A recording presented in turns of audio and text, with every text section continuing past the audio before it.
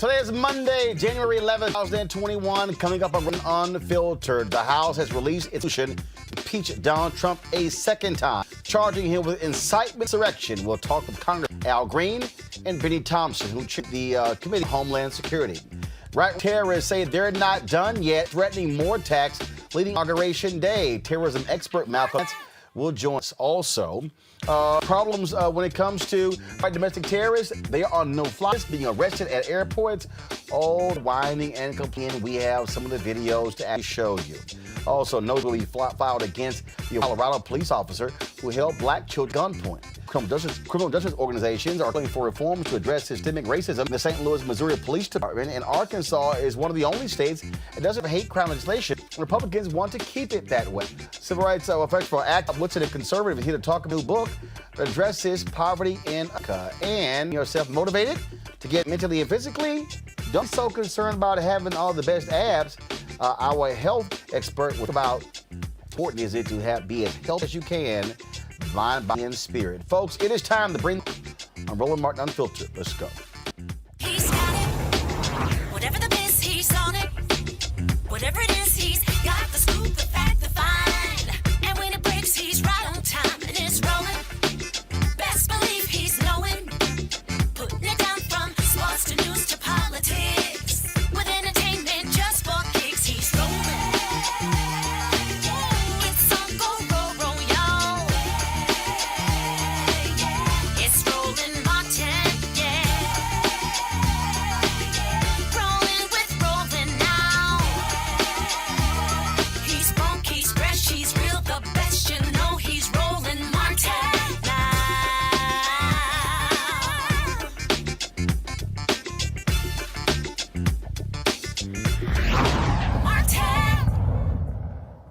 Wednesday, Democrats say that's when they will schedule an impeachment against Donald Trump for insurrection that took place last week at the U.S. Capitol. Even more Republicans are strongly considering vote for impeachment. Lots are angry and upset with what Donald Trump did last week when it came to inciting the folks who were there on the U.S. Capitol. Now, there are some who have tried to say, "Oh, this is really no big deal. This hasn't really been that major of a deal." But when you look at this video here and you listen to them and you see how they were attacking police officers on Capitol Hill, I guess it's not always about back in the blue. Just watch.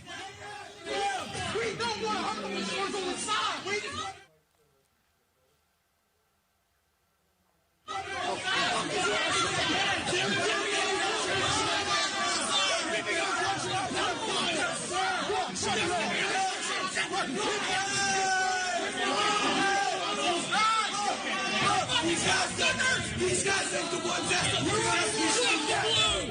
Fuck the blue!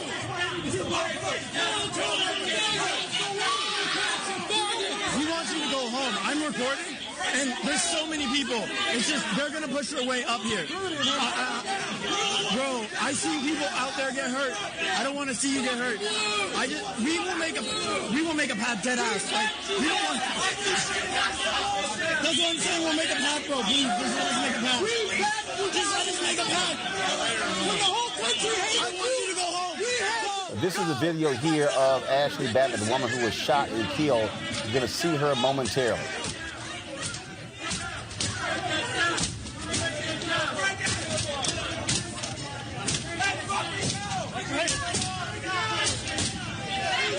Get the Don Winslow video ready. There's a gun! There's a gun! There's a gun! Hey, he's got a gun!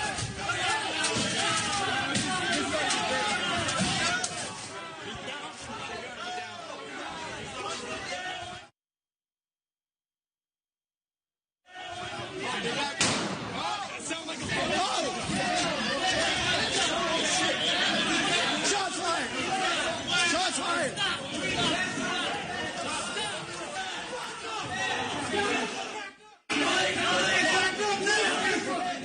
Now, that was a shortened video versus the one that was actually, folks, just so you understand what's happening here, filmmaker Don Winslow put out his own video where he basically wanted to show people exactly what took place on the. It was really important because, again, Republicans all of a sudden are trying to say that, well, this hasn't been as bad as people make it out to be. Some are using language like it's unfortunate. Some of these writers, these domestic terrorists, even try to suggest that, well, you know, we just simply got caught up in all of this. That's not going to. That's not because they didn't just get caught up in it, folks. No, this was all planned. This was a planned attack. All right, roll it.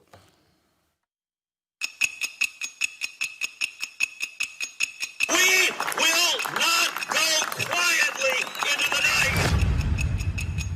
And we need to march on the Capitol today. We are going to take our country back. We're coming for you, and we're going to have a good time doing it. Let's have trial by combat. You'll never take back our country with weakness. You have to show strength. We're going to walk down, and I'll be there with you, to the Capitol. In 2 hours, this woman will be dead. We are now walking down the inaugural path to the Capitol building. Oh, there we go.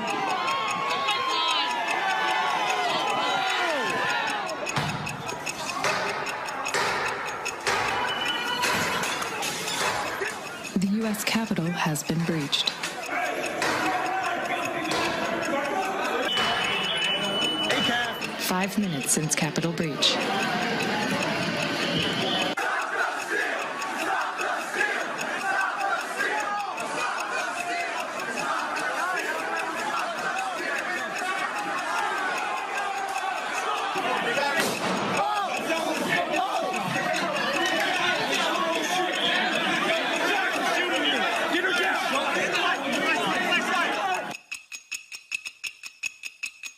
I I call on President Trump to go on national television now and demand an end to this siege.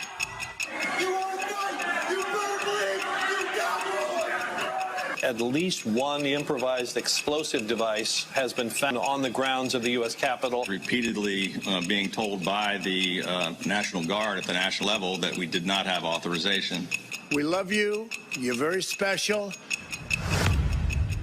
Our incredible journey is only just beginning.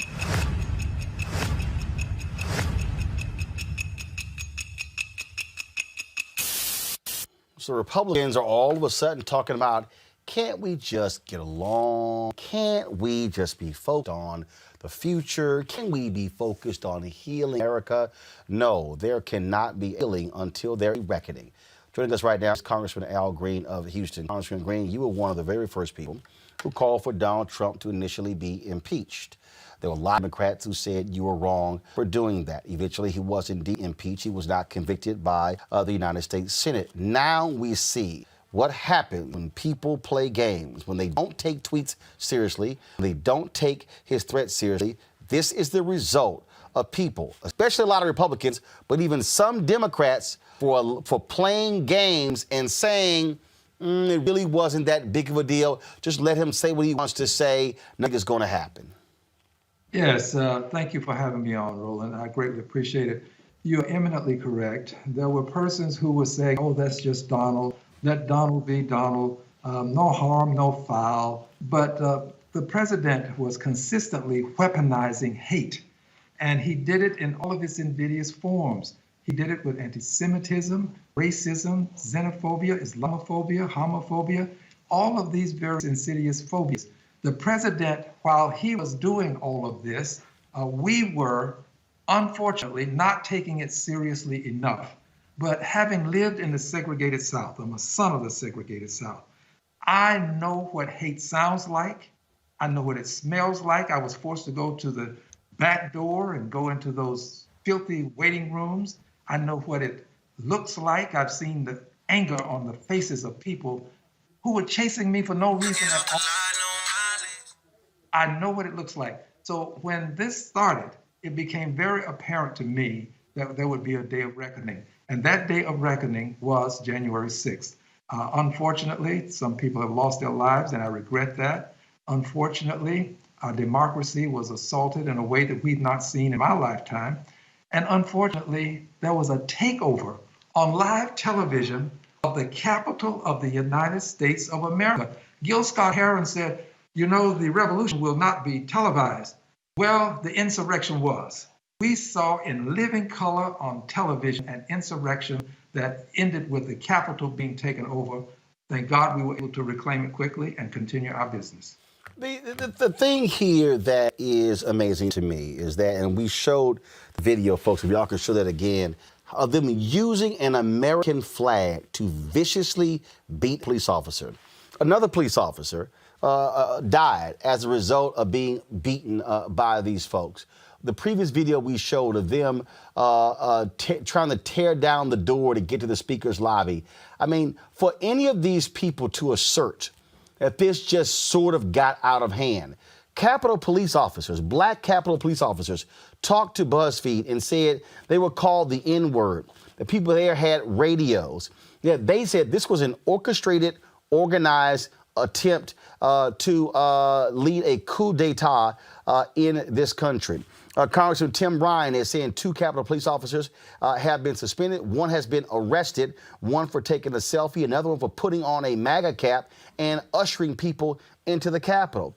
That has to greatly concern you that you actually had individuals who were there to protect folks like you who literally were joining these white domestic terrorists. Well, there really has to be further investigation. We need to know who was aiding and abetting, taking selfies. I'm not sure that that's what you do when you have a mob that is trying to harm people and destroy property. But I will mention this to you because I think it's exceedingly important. The reason that they came with such vengeance and to do it in such a way as to almost dare the officers to respond was because of white privilege. People who had enjoyed white privilege understand that when they're stopped by the police, they can say, give me your badge number. What's your name? I'm reporting you. We, on the other hand, understand that we've got to keep our hands free and off the wheel and let people know that we're not doing anything, we're not a threat. There's just a different standard. And they in their minds have this standard that they, because of who they are, they can do things like take over the Capitol and do it what they thought would be with impunity. But I think that they're going to be, many of them, prosecuted for what they've done. But I'm grateful for what you just said about the way they were behaving and how many of members of the constabulary were out there seeming to assist, aid and abet. That has to be investigated.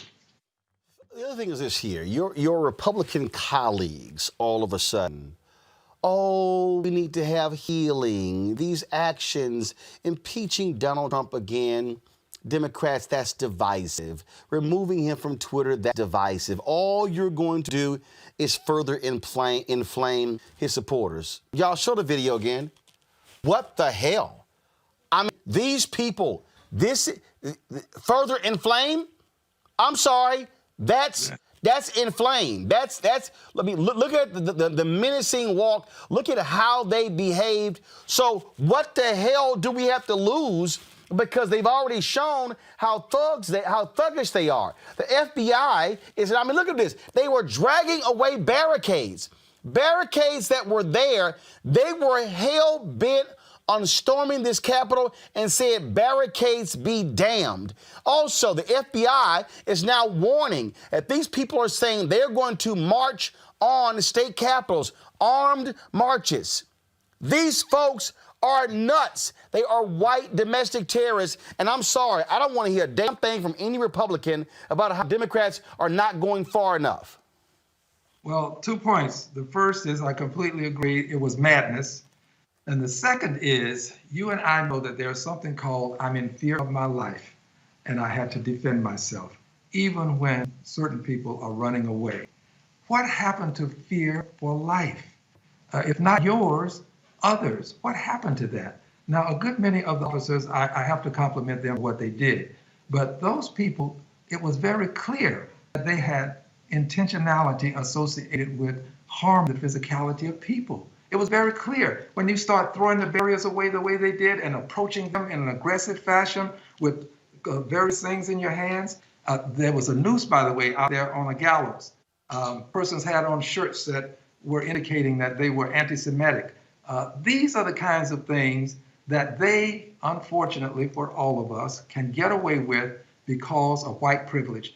By the way, I didn't want a lot of people killed. I just want to contrast what happened here to what happens with Black Lives Matter. If these had been black folk out there, and President-elect Biden has said as much, if these had been black folk out there, you would have seen a different response to that kind of behavior. I guarantee it. I'd put my head on a chopping block. You see a different response, and we have got to make sure that we contrast this so that we can tell people that we demand respect for black lives, just as white lives have privileges, black lives have to matter. Congresswoman Cori Bush has introduced a bill saying that the folks who incited should be expelled. Senator Sheldon Whitehouse has said the exact same thing about Ted Cruz and Josh Hawley in the United Senate. What do you believe, Congressman Al Green, should happen to these members of Congress, Republicans, who post things on social media, who make comments? You've got the new Congresswoman of Colorado who posted on that day, 1776. These people, these Republicans, they were egging this on. They were pushing this. They wanted this to happen. And damn their tweets of, we are so sorry to see the officer die. We're so sorry to see this. No, they were willing participants in this insurrection, in this hack on democracy in the United States. Those who delivered incitive comments have to be dealt with. You can't promote something like this and do it with impunity. We have to deal with those incitive comments. And I'm told that one member made some comments that were just exceedingly beyond the pale. Well, we've got to deal with that. And if it's censure of some kind, I'm not entirely sure what the resolution would require other than an investigation. ultimately the decision will have to come before the House.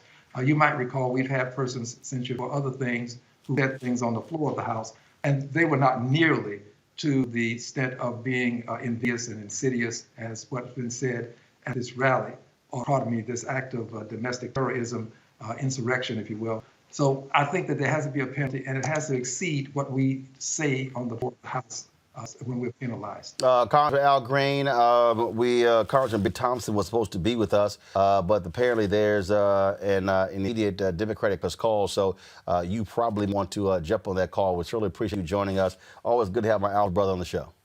Honor to see you, and look to see you in Houston. Yes, sir. Thank you very much. We appreciate it. Thank you so very much. Folks, conservative media, okay, has to as well. Just so you understand, Media Man put this video together so you listen to what Fox News and Fox Business and conservative media said leading up to January 6th. This is a civil war, and it's getting worse and worse. I sense there's a bit of a civil war brewing. The last time the states got this divided was, of course, leading up to the Civil War. Right. This is a civil war. It's not going away. This is a cultural civil war, and these people are playing for blood. Every time they demonize the police, people feel emboldened. They feel like it's okay for them to go out there and shoot a cop. I don't want any harm to come to these officers, but at the same time, I'm cheering on these patriots to do whatever they have to do. Because this is a battle for America, and it's on. And we're not going to sit here and stand by. At some point, they might come for us with masks in their hands. If you're a Republican, if you're a Trump supporter, we're coming after you. Anybody who thinks that this election went well, like that idiot Krebs, that guy is a Class A moron. He should be drawn and quartered, taken out at dawn and shot. I'd actually like to go back to the old times of Tudor England. I'd put the heads on pikes, right? I'd put them at the two corners of the White House. They're coming for you and your neighborhood. I think we're on the verge of civil war. I think they're just trying to destroy recklessly and aimlessly and just waiting until the smoke clears, until they have more power. Take a good look at Seattle, Washington, Portland, Oregon, New York City, Chicago. If you vote for Joe Biden, that's going to be you next year. Police officers, emasculated and restrained, watch it all from the sidelines, unable to help. In the end, we're all going to have to defend ourselves. The Second Amendment is on the line now. You have a lot of violent left-wing mobs, Antifa mobs, saying that if you don't give us power, if you don't give our political wing, the Democratic Party, power, we're going to keep terrorizing your cities. When you send a kid to a college campus, you might be training them to overthrow your government. Trained and professional agitators who know how to whip up a crowd, they have been trying to provoke a race war from the very, very beginning. This is exactly what happens when you support revolutionary Marxists who want to burn down the entire system and start a race war in our country. They want to play war. This is war. If you steal this election from us and you put in a UN communist, corrupt criminal Joe Biden in the White House, it's not going to be a million peaceful marchers in D.C. No, it's not. Yo, that was conservative media. That's what they were saying. And guess what? That's how they operate. That is the mentality that we have to understand that they here. We have to realize who these people are and what they are about and how they crazed and deranged. Because why are they so upset? Because they didn't get their way. Why are they so upset? Because, frankly, didn't like the fact that black voted. This was the targeting of black people.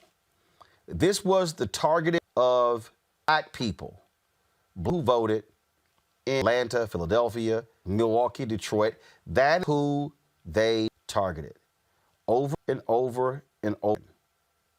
Over the various agencies went after right-wingers, Apple, Shopify, these folks. When Facebook is now saying to take down any and all content that deals with Stop the Steal. About damn time, Facebook. Y'all been sitting on your asses, letting this run and not doing enough of this stuff. That's what you were doing.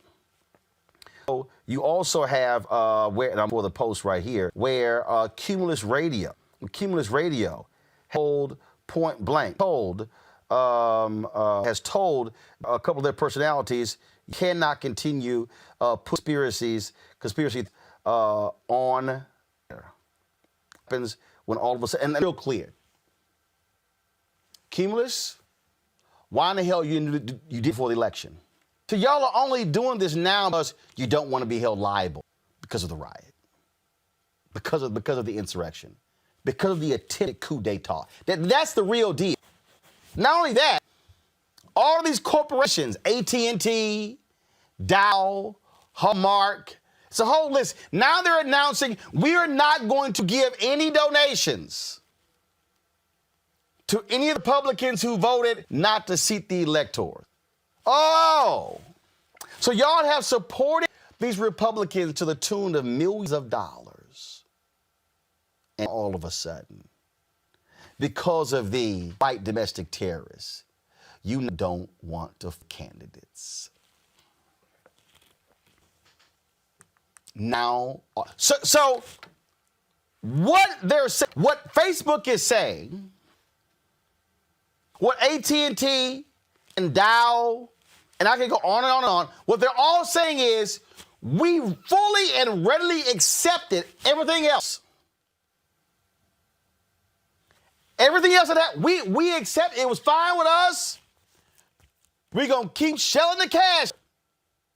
Oh, but when they started climbing walls, when they started busting down doors to get into the Capitol, when they started beating Capitol police officers, all of us, that's a bridge too far.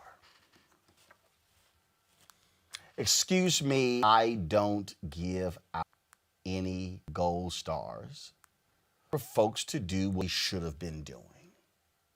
You're not going to get credit from for what you should have done a long ago.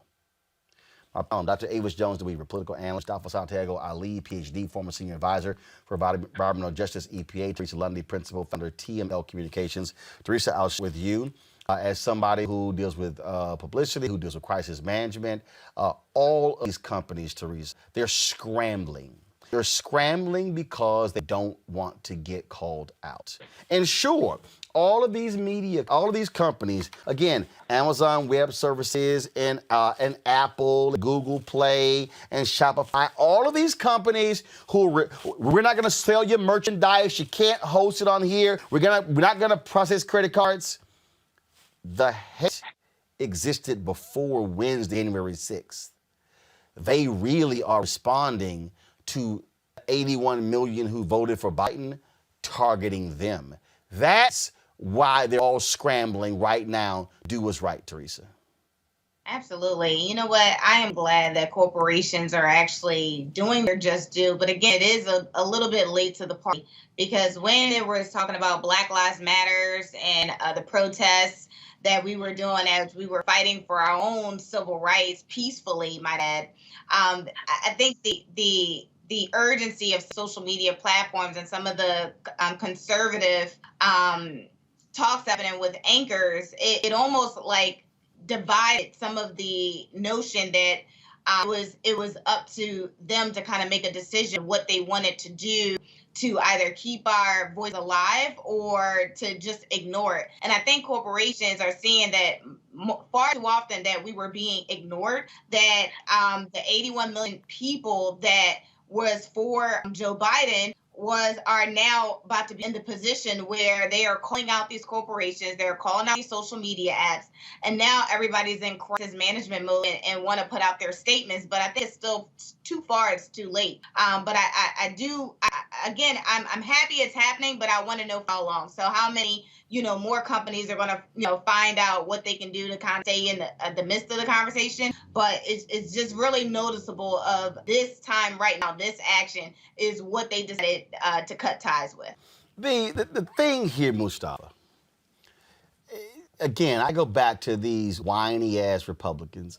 This is just, they bitched and moaned all weekend because they were losing Twitter followers. First of all, Twitter does it all the time where they actually do purges, where they get rid of fake accounts. And I'm going, really? Y'all the same people who want to shut down Black Lives Matter. Y'all the same people who claim when people protested by freeways and everything else. Oh, not now, y'all a little upset. And what gets me, Mustafa, this whole, this is going further inflame. Really? Oh, so what more can you than kill a Capitol Hill police officer?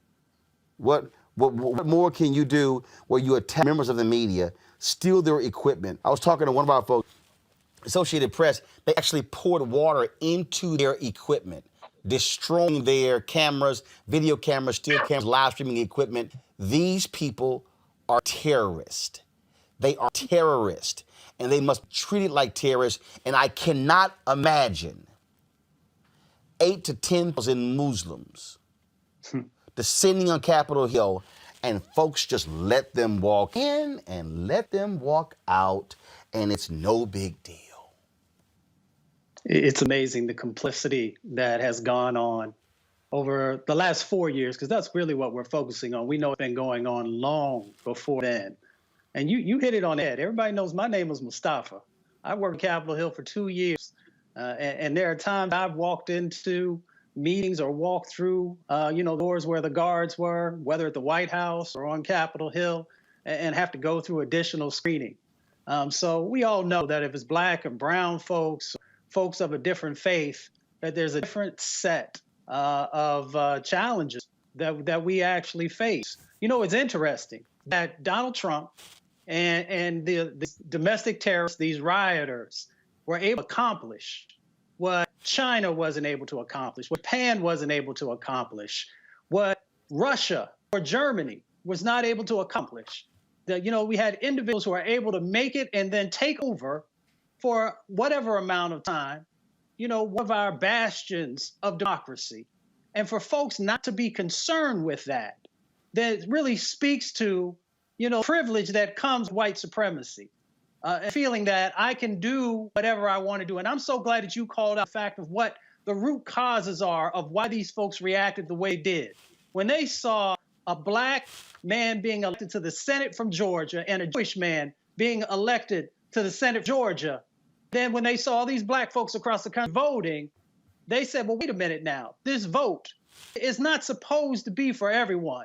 It's supposed to be for us. And if it's not benefiting us, if it's not falling in the direction that we feel that it is, then we have the right to try and take over the government.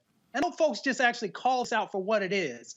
Folks literally tried to take over the government because they tried to stop the folks' vote that said that Joe Biden should now be the president. So they said, well, wait a minute, we're going to do whatever we got to do to get into this building. It doesn't matter if we kill people. It doesn't matter if we damage property, to be able to make sure that we have the opportunity to stop this and to show you who really has power in this country. So now we get a chance to see if the laws will actually hold these individuals accountable, because they are domestic terrorists. And I've had folks who have said, well, Mustafa, you can't really call them domestic terrorists. Yes, I can. Because on 9/11, when international terrorists came to our country and destroyed the Pentagon and destroyed the towers, y'all had no problem in calling that out. And yes, you should have. So call this what it is. It is domestic terrorism. And there are individuals who have been complicit in allowing this to happen. You knew this was coming. When you had folks who ran up into the state house in Michigan and other state houses and said that the actions of elected officials, that they were not going to accept them and allow them to move forward, then you knew what was coming. So for folks to act like this is something that's brand new and, oh my goodness, how could it happen? You didn't speak out when folks were running into state houses, so it got good to them. They said, well, heck, if we can run into these state houses and do this, then we can go to Capitol Hill and we can do the exact same types of actions, because you didn't do anything to us when we came into the state houses, so you're not going to do anything when we go into a federal location.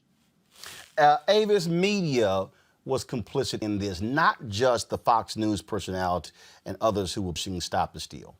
Media is complicit because these people remain silent. Black people kept saying, hey, we know this here. We know what's coming. We tried to tell you. We kept saying that. And in fact, if these mainstream media folk had put black people on in 2014 and 15 and 16, first of all, Trump wouldn't become president, because we would have called out the racism when it actually happened. But every time he said stuff, voter fraud and theft, Oh, that's just him on Twitter. That's just no big deal. They kept excusing it. So, and I kept saying, if there's no penalty, and then of course Susan Collins, I think Trump is going to learn from this. Clearly, he didn't. These people are they try. Matter of fact, they tried to crush one cop indoor. He was yelling, "Help! Help!" And that's the party of law and order? Damn that, Avis. Absolutely. I mean, no laws, no order, apparently, that they need to respect. Here's the ultimate challenge. Even if more Black people were on TV, and I do believe that there needs to be more Black voices in the media, I completely agree with that. The bottom line is that we have a culture that devalues Blackness and artificially inflates the value of whiteness. That is what has sort of come home to roost in this occurrence. Because as you've mentioned, this behavior is not new. You know, as we've said time and time and time again on this program, I did an entire TED Talk on this subject, okay? White supremacist organizations have increased every year during the Trump presidency. White domestic terrorism and hate crimes have increased every year during the Trump presidency. We've seen peaks in hate crimes just following around those campaign rallies that he had all the way around the country. So we've seen from the beginning that he has incited hate. Let's not forget about what happened in El Paso. Let's not forget about that crazy lunatic Trump supporter who sent all these bombs or attempted bombs to all these media organizations and so on and so forth. It is not new news that he incites violence. What is new news is that his minions have now been turned against those in power, including those who were frequently his sycophants. You know, when you think about Mike Pence, it's like he is the #1 sycophant in chief. If you are the type of person who you're going to drink water because your boy is drinking water, that's some crazy next level sycophantism, okay? That was Mike Pence. Yet, you know, this is a crowd, because Mike Pence actually contorts with the rules and the limitations of the Constitution. The crowd is yelling, "Hang Mike Pence." Trump hasn't spoken to him since, and he's still too much of a sycophant that he won't even invoke the 25th Amendment. I don't even know what to call that. You know, cultism is a hell of a drug, because that's exactly what has happened, infused with this undeserved white privilege, which they are willing to fight, kill, and die for, apparently. As I said earlier, the FBI said starting this week and continuing through Inauguration Day, armed protests are being planned at the Capitol in all 50 state capitals. The FBI also has warned a group is called the storming of state and federal government courthouses, administrative buildings, if Trump is in office before the inauguration. This news comes after Trump orders stormed the U.S. on Wednesday. 5 folks were dead. Not only that, the folks have announced that they're shutting down the Washington Monument until January 24th. We're awaiting word whether that's going to happen to other monuments in D.C., such as the King Memorial and the Lincoln Memorial as well. Joining me, Malcolm Nance, terrorism expert and author of the book, The Plot to Betray America, How the Team Trump Embraced Our Enemies, Compromised Our Security, and How We Can Fix It. The title of that book is critically important, Malcolm. Go ahead and pull the book back up, please. It's critically important. The Plot to Betray America, How Team Trump Embraced Our Enemies, Compromised Our Security, and How We Can Fix It. Let's with the first part, How Team Trump Embraced Our Enemies. The Republican Party and Donald Trump full throttle embraced white supremacists, embraced these militias. They catered to them. They supported them. They sat there and allowed them to flourish. When you see all these photos of these various people, when you look at these groups, Charlie Kirk has taken down this particular this tweet where he talked about how Turning Point USA funded 80 buses bringing people to the U.S. Capitol. But also, I'm going to play again for our folks, and Malcolm, you may not have seen this. I'm going to play it again.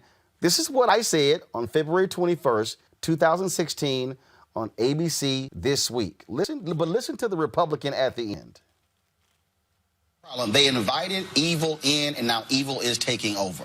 Okay, 2009, the night of Obama's inauguration, we will stop him at every turn. They love the Tea Party anger. They took advantage of it in 10 and 12, 15. They always said, we can control it. We can harness it. Now, all of a sudden, Trump is taking advantage of it. He led the whole birther deal. The Republican establishment at some point has to say, you know what? We played with fire, and now it's about to consume us. They have to accept some blame. Well, the Republican establishment never played with. Sarah jumped in and said the Republican establishment never played with fire. Never played with fire. Oh, yeah. Yeah, they're playing with napalm now. And in fact, one of their followers was kind enough to bring napalm with him to the Capitol.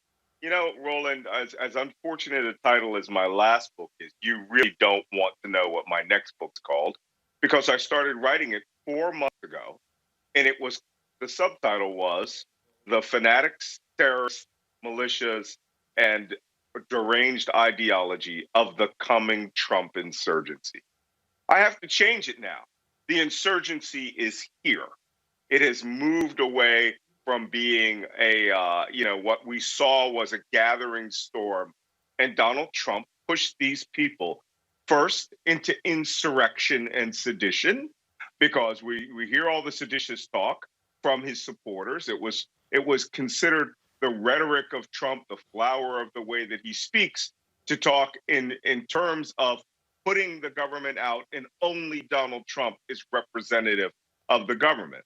So, as you said in my current title book, how they betrayed, embraced America's enemies. Well, you are finding out now firsthand that white supremacy is the dominant motivator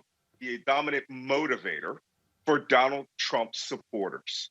There's no greater white privilege than being able to go into the nation's capital, trash it, beat policemen to death, actually smear feces on the wall, steal, loot, and pillage, and then get escorted out politely with no one being arrested.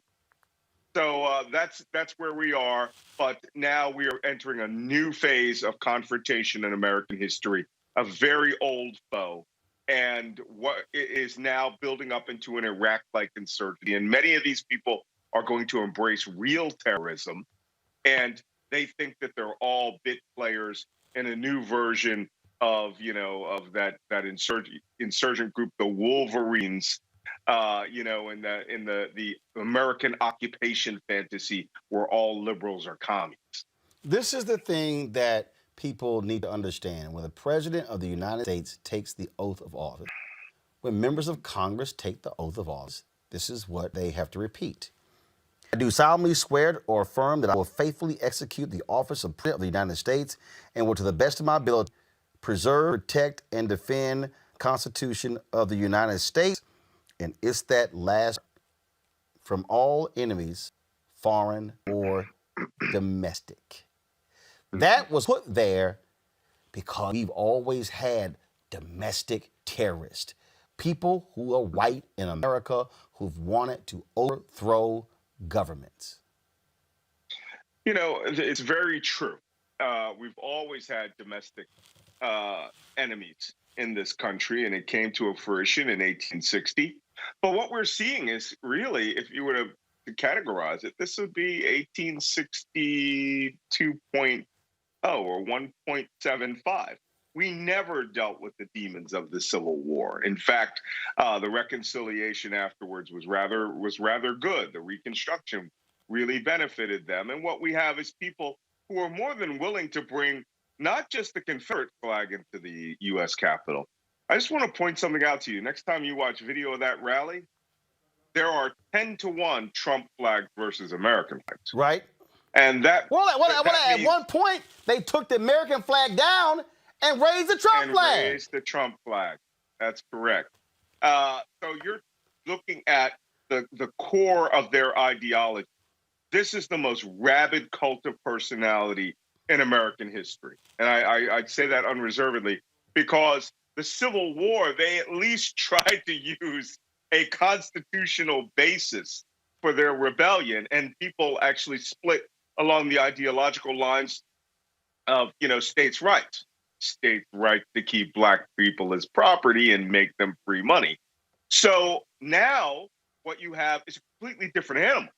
You have people that are willing to destroy the United States government, kidnap, capture, and kill its elected representatives, to call for the death of the number 2 person in the executive branch, to attempt to eliminate the entire representative branch of government, including their allies, because had that happened, had Mike Pence been injured or incapacitated or taken out of communication, Nancy Pelosi, who is third in line, been injured, incapacitated, or taken out of communication, the Senate, Chuck Grassley, right, Senator Pro Tem, the number 4 person in that line, Donald Trump that very afternoon would have been able to act as a monarch, because there would be no people within the line of succession that were not incapacitated at that time. I wonder whether any of this actually crossed the minds of the protesters. And I'm going to give you a little psychology of a mob. A mob is not a human entity when they're set loose, right? What you have is you have minds that are almost bestial, almost visceral. I've been in a mob in India, and I've been in a mob in Iraq with people who really wanted to kill me. But people will lose all of their morals, their values. When they got to that building, the thought of destroying the Congress in order to save Donald Trump, which was synonymous with save America, they had no problem with that. And right now, based on the communications I'm monitoring, they are regrouping. There's not a joke about them wanting to start on the 17th and start attacking things. They feel now that they've been made incommunicado, with Parler being taken down and other things like that. And they're seeking vengeance now on the very fact that Donald Trump, their tribal leader, is not able to just act as a dictator. And the problem is they're going to run into the full force of America at that point. They already hate it that they're being called terrorists and put on no-fly list at the airport. That's their level of inconvenience right now. Malcolm, the Congressman Jim Clyburn gave an interview to Joe Madison last week on SiriusXM, where he seriously implied that this was an inside job. It looks like we lost Malcolm's video. Let me know when it's back. That was an inside job. That they found his private office. They passed his public office, but found his private office. Yesterday on 60 Minutes, Speaker Nancy Pelosi was on, and she talked to Leslie Stahl about how her staffers hid under a conference table and barricaded the doors and recorded the audio of these people banging on the door. They were trying to get in. I had Congresswoman Maxine Waters on the show last week, and she said had she not left the Capitol early, she said there is no doubt in her mind that if they had come across her or some other Democrats, they would have tried to kill them. Your thoughts on this notion of an inside job? We now know that the Capitol Police are investigating 12 officers. As I said, 2 have been put on suspension. 1 has been arrested. Your thoughts on this notion of an inside job here? About a week ago, or just the day after, I had some issues with that until I came across intelligence that, yes, there was actually some inside work on the Capitol, and here's why. Not just with the sympathies of Capitol Hill Police. There are some boogaloo elements who liken themselves to, a military special operations organization. Some of them are military special operations that on the 5th of January went into the Capitol and the House office buildings and did reconnaissance of Nancy Pelosi's office. And we know one other, Adam Schiff. Today, they came out, some of these people came out and said, oh, that was just a joke. We're not really organized people. These people are militiamen, and they were in the House and the Capitol on the 5th. 2 of their followers are well-known right-wing journalists. I have no doubt at this point that they did know where they were going and that they went in there to facilitate all of the Proud Boys and Boogaloo Boys that were at that thing. Let me tell you, that rally was chock full of every Proud Boy and Boogaloo Boy you could see. All these guys who came with their body armor and their helmet and backpack.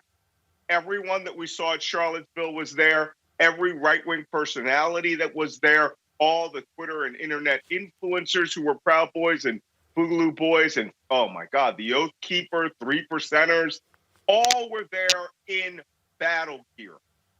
Look at the videos. They're almost 2-to-1 in some instances. They came to fight and go to war. They knew they couldn't bring long rifles, but they understood they had people power, and their mass would knock down the defenses, along with the sympathizers who were clearly in Capitol Hill Police in some instances.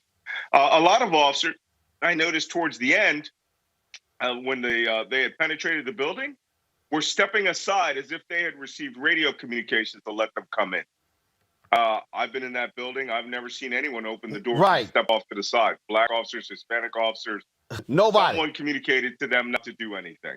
Someone one did. There's just no way. But we're going to find this out. Yep. I do want to play this video here of a true hero while Donald Trump is trying to sit here and screw up America by giving the Medal of Freedom to Bill Belichick later this week.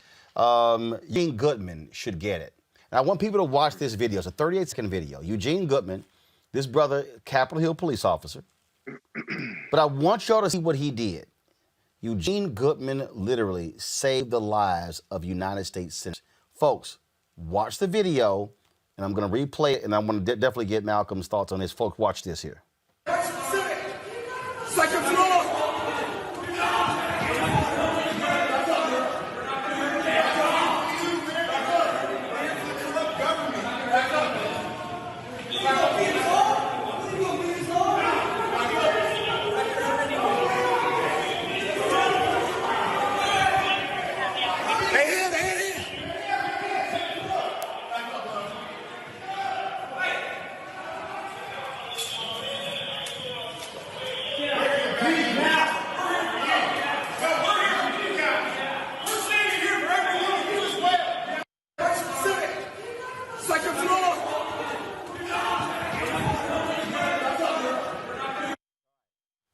Here's what I want y'all to see. This is only another 21 seconds. Y'all, Eugene Goodman is going to lean back and look to his left. I want y'all to understand that was the entrance to the U.S. Senate floor. You're going to see him pull out his stick. You know, he's going to extend it. He's then going to turn his body this way. Then he's going to push the guy. Then you heard him on the radio. He was calling for backup. He pushes the guy, and then he starts walking the other way. You're going to see the lead white guy look to the right, not knowing what's down the hallway, and is going to keep following Eugene. Eugene Goodman saved U.S. senators from either being kidnapped, harmed, or murdered by these white domestic terrorists. And so I just want y'all to see it again. That brother is a real hero. Watch this. Second floor.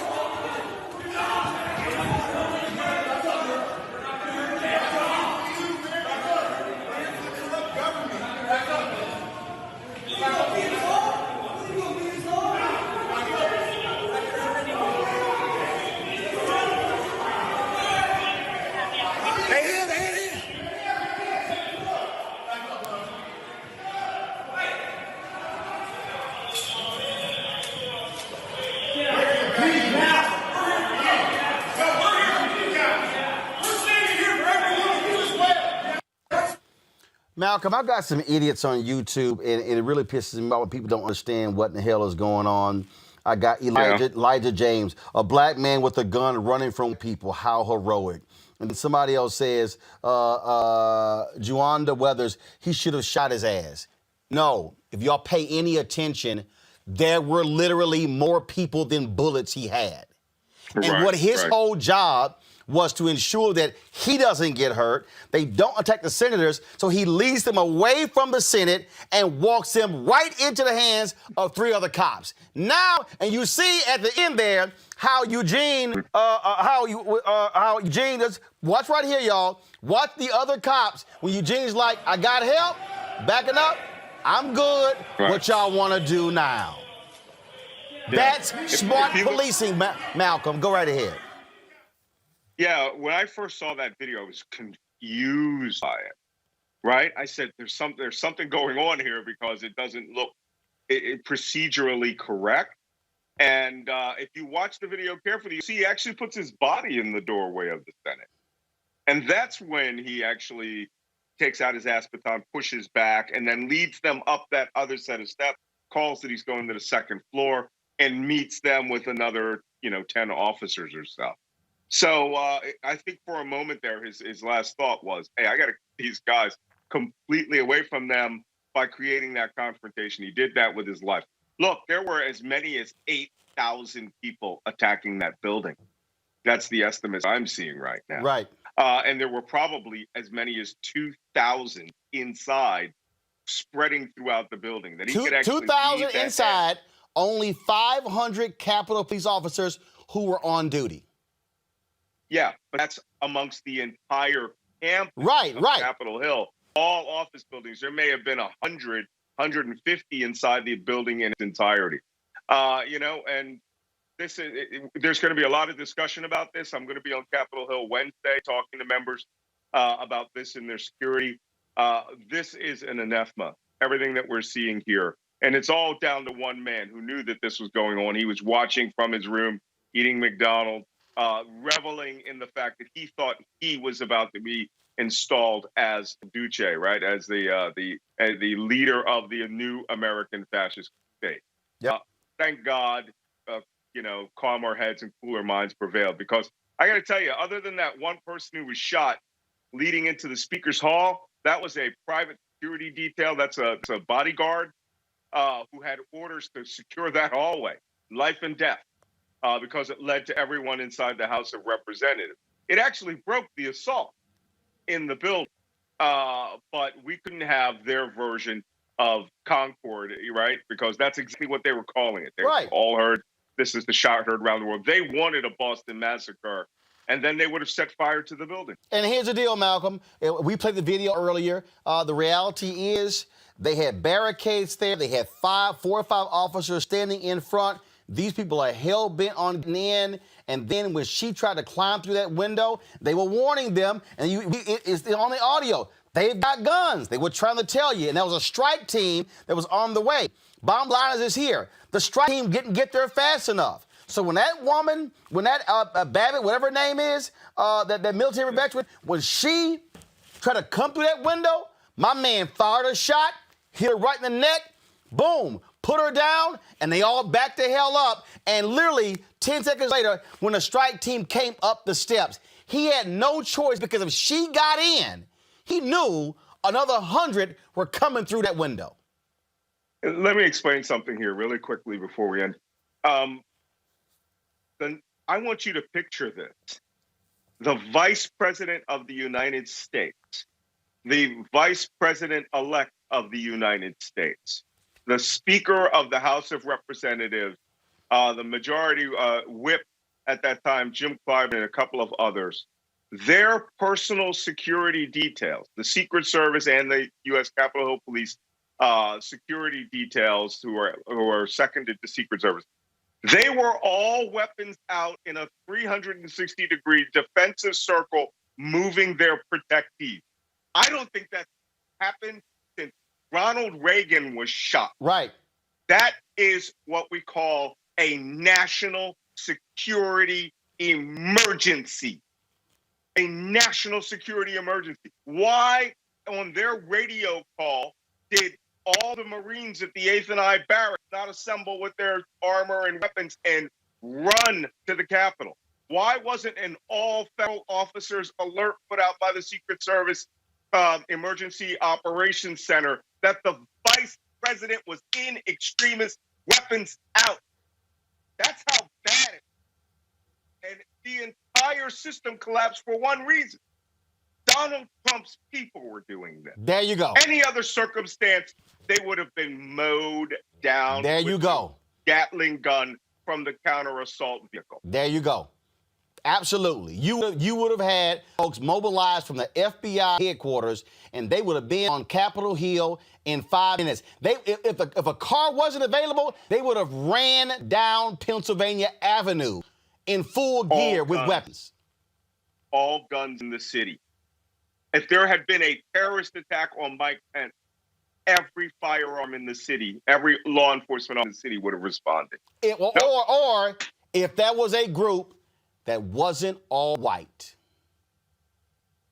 Pretty good argument. Malcolm Nance, always a pleasure having you. Folks, again, you want to get his book. We're going to wait for his new one to come out. It's called the latest one, Plot to Betray America, How Team Trump Embraced Our Enemies, Compromised Our Security, and can them out. The only way we can fix it is to remove all of these thugs from office. They got to go. Thank you. Malcolm, Bye-bye. I appreciate it. Thank you so very much. Bringing my panel here. Y'all heard what Malcolm had to say there. Absolutely point, Avis. Absolutely on point. And we have to treat for what it is. This massive national security threat to the future of America was the House and the Senate in session voting on the electors. People wanted to stop that. They wanted to. They wanted to completely disrupt and harm the line of succession, because what Malcolm just said is this here. You got Pence is the number 2. Anything happens to Trump. After the vice president, it's the Speaker of the House. After the Speaker of the House, it's the President of the Senate. These people literally could have taken out number 2 through 4 in the line of succession for the President of the United States. Unmute. You unmute, Ace. Sorry about that. There you go. You are exactly right. And so to call this anything but what it was, a coup attempt, is completely downplaying what happened here. This was a very serious coup attempt. But I just want to continue a line of reasoning that you guys started to go under, and that was this idea that this did not all happen by her circumstance. I would bet you every dime in my bank account and everything I'll have in the next 50 years, okay? There was some inside help specifically because of who was at the top. I want to see some 9/11 style investigations that happens after this, where all the truth can come out and all the proper heads can roll. And then there are some things that we know that happened in real time. I can't remember this congresswoman's name, but I think it was the one that tweeted in 1776. There was a congresswoman, Republican congresswoman, who literally was tweeting out the location. Yeah, that was Boebert. Where was it? I'm going to pull it up. She's congresswoman from Colorado, new congresswoman. She's the one who put the video out saying, I'm going to carry my gun wherever I go on Capitol. Yeah, that wacko. Okay. She's literally tweeting out the location of the Speaker of the House during a national security crisis. I mean, she's basically having a beacon over the Speaker's head say, go here and kill her.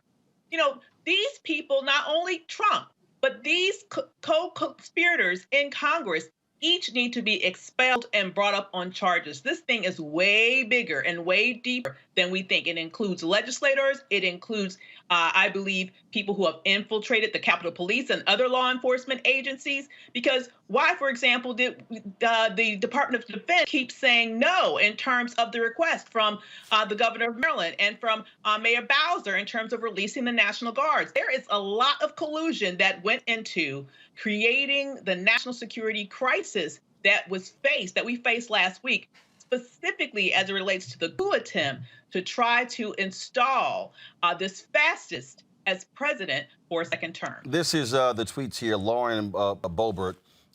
This is one of the tweets you see right there where she said today is 1776.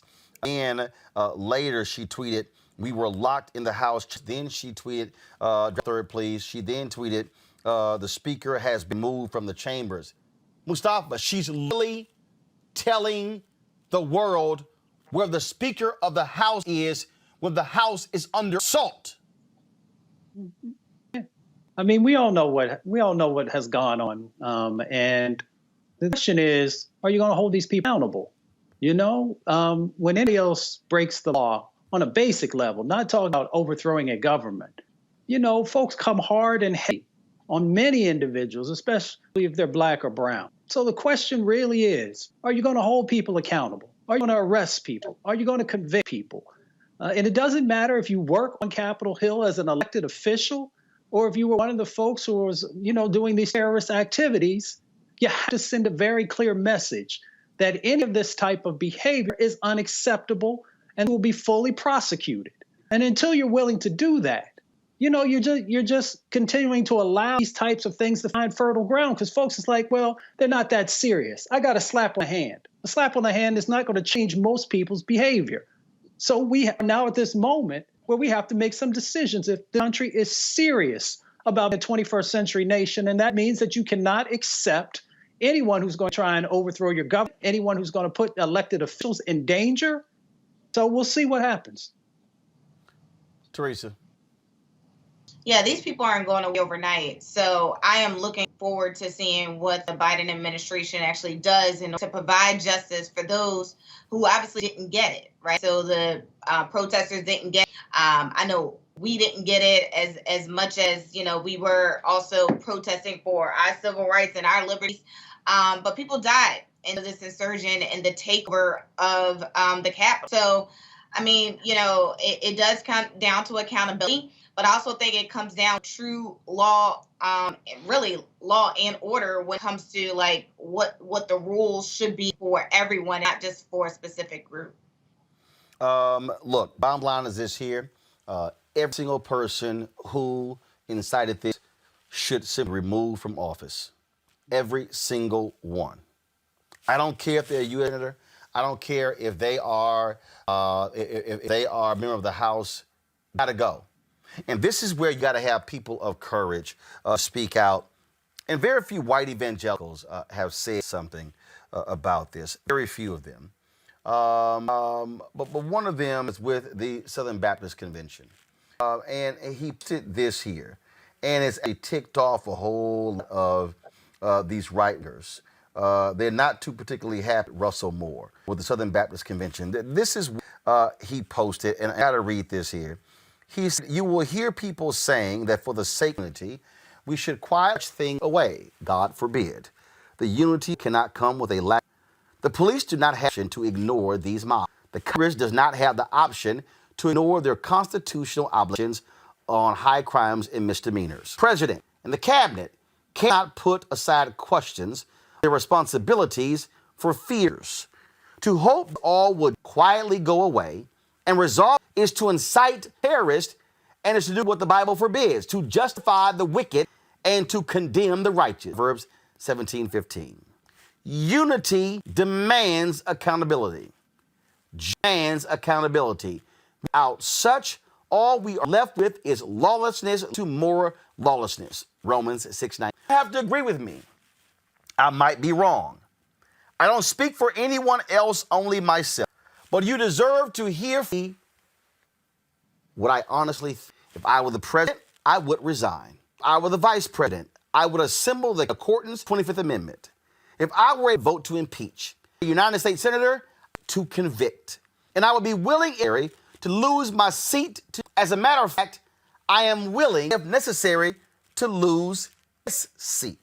Again, I may be wrong, but if so, propose what can be done to make sure that justice, that this never happens to our country again. Is that easy? No.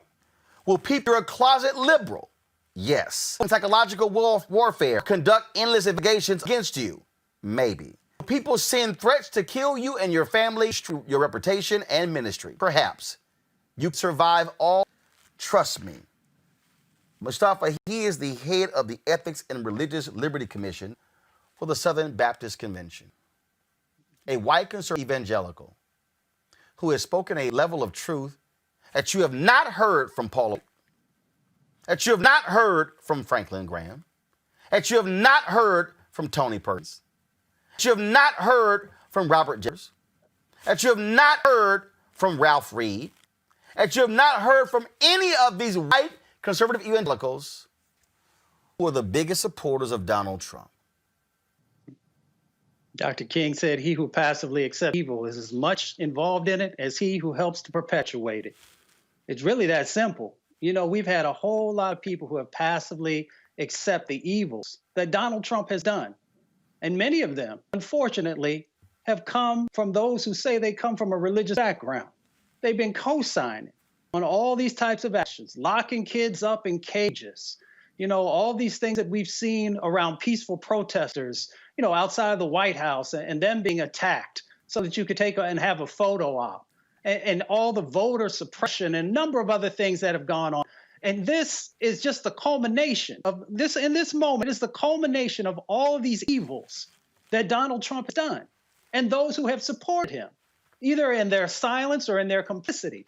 So folks have got to get serious about making change happen, and they got to get serious about what justice actually looks like and what it means in our country, or we will continue to fall apart.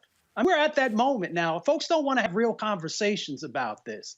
We are literally watching our democracy crumble. When you can have folks, thousands upon thousands upon thousands of folks who can rush into the U.S. Capitol and attack it, and then across the country have folks and elected officials and folks from religious institutions who are co-signing on these things. We've really got to have a clear self-evaluation of who we want to be and these folks that we put trust and value in. Teresa, Jenny Thomas, the wife of Supreme Court Justice Clarence Thomas, is on the advisory board of Turning Point USA, the ones who brought in 80-plus buses. This is a tweet that Charlie Kirk, who leads Turning Point USA, he's actually deleted this tweet. I wonder why. The historic event will likely be one of the largest in sequential in history. The team at students at Turning Point Action honored to help make this happen, sending 80-plus buses full of patriots to fight for the president. Well, if he actually thought that was the case, Teresa, he would not have deleted the tweet. Of course. He's honored to bring a bunch of patriots who pretty much, tore up the Capitol and put our democracy at the wayside, but not proud. And you know what? If he had at least he has a conscience. So him taking the tweet down kind of shows that he does have a conscience and he's showing responsibility. But at the end of the day, I don't think people understood that this protest was going to go the way that it did, and it was a disgrace to watch in living color. And so I think, young conservatives, I think it's very interesting. There was a post by Ms. Owens that a whole full production video that Facebook is trying to down, and she did it in 5 minutes. But outside her, I don't think there's other young millennial conservatives that are willing to stand and wave the Trump flag. And I think that's due because I think they're all starting to wake up and know that conservatism, it definitely means something else. It means what it used to be versus what it means today, and what it means today to those patriots are those that are just losing themselves within the Republican Party, and they're trying to find themselves in some way, shape, or form. But, obviously this is not conducive to what it looks like today. But I think, I think it's I think, Kirk definitely an action that, is like, well, I'm not really too proud, but I do think it is in the right direction. Let me read for you this trash-ass statement from Melania Trump, Avis. She posted this today, First Lady Melania Trump, our path forward.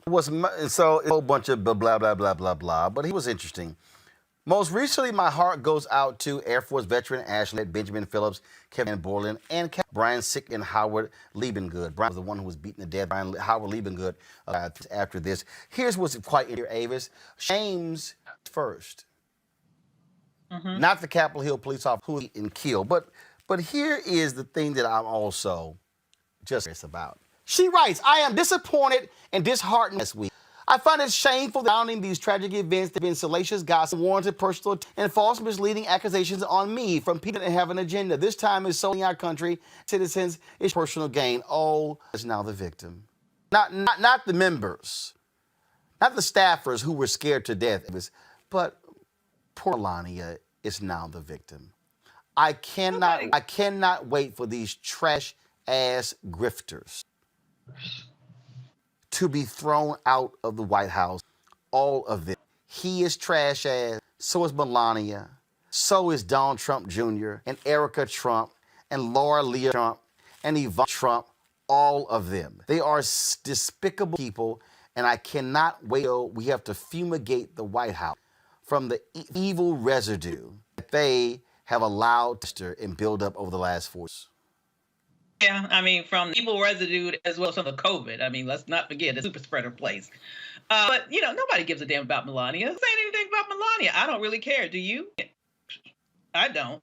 Okay, so let's put this into some perspective. What's happening here is that you have all of these dead people. You're right. She led with terrorists, okay? But beyond that, She mentioned a couple of the Capitol Hill police officers. The one was beaten to death. The one committed suicide. Interesting, though, is that her husband, the president of the United States, still hasn't said anything about those police officers. In fact, they had to browbeat the White House in lowering the flag. Exactly. Nancy beat him to that by a couple of like 48 hours. And he finally agreed to that, but he still hasn't said anything. And the really sad part is, from what I understand, that Capitol police officer that was murdered was a Trump supporter. You know, he actually voted for President Trump. So one of his own people who also happened to be a police, which last I heard, y'all supposed to think Blue Lives Matter, okay?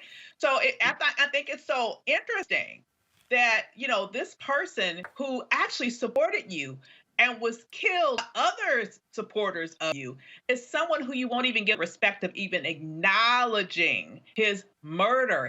It's kind of like how, you know, Herman Cain hasn't crossed his lips ever since Herman Cain went to glory after putting his whole life on the line to be at that COVID-filled Donald Trump rally. Or Bishop Harry Jackson. He ain't mentioned him either. Exactly. So here's the thing that people need to understand. This man is loyal to nobody. He is loyal to no one. This is why he sent an angry mob after his own vice president and hadn't said, Jack, cat, kiss my foot to him ever since. This man is a megalomaniac. He's a psychopath. He's a sociopath. He's a fascist. He's a white nationalist. He is someone who is not befitting of the office. But most important, that he is a clear and present danger to the United States for every second that he remains in office. And the Republican Party should go down in infamy for being so cowardice, profiled in cowardice, that after the House does what they need to do in terms of impeaching this fool, that they will kick the can down the road because they don't even have the balls to remove him. Last week, we talked Congresswoman Lisa Rochester. When they were all holed up, this actually happened. This video of her, go ahead and take the audio as well. Where she was trying to pass out masks to Republicans. They did not want the mask. They didn't want them. You see Steve Scalise right there. Republican leader, didn't want them.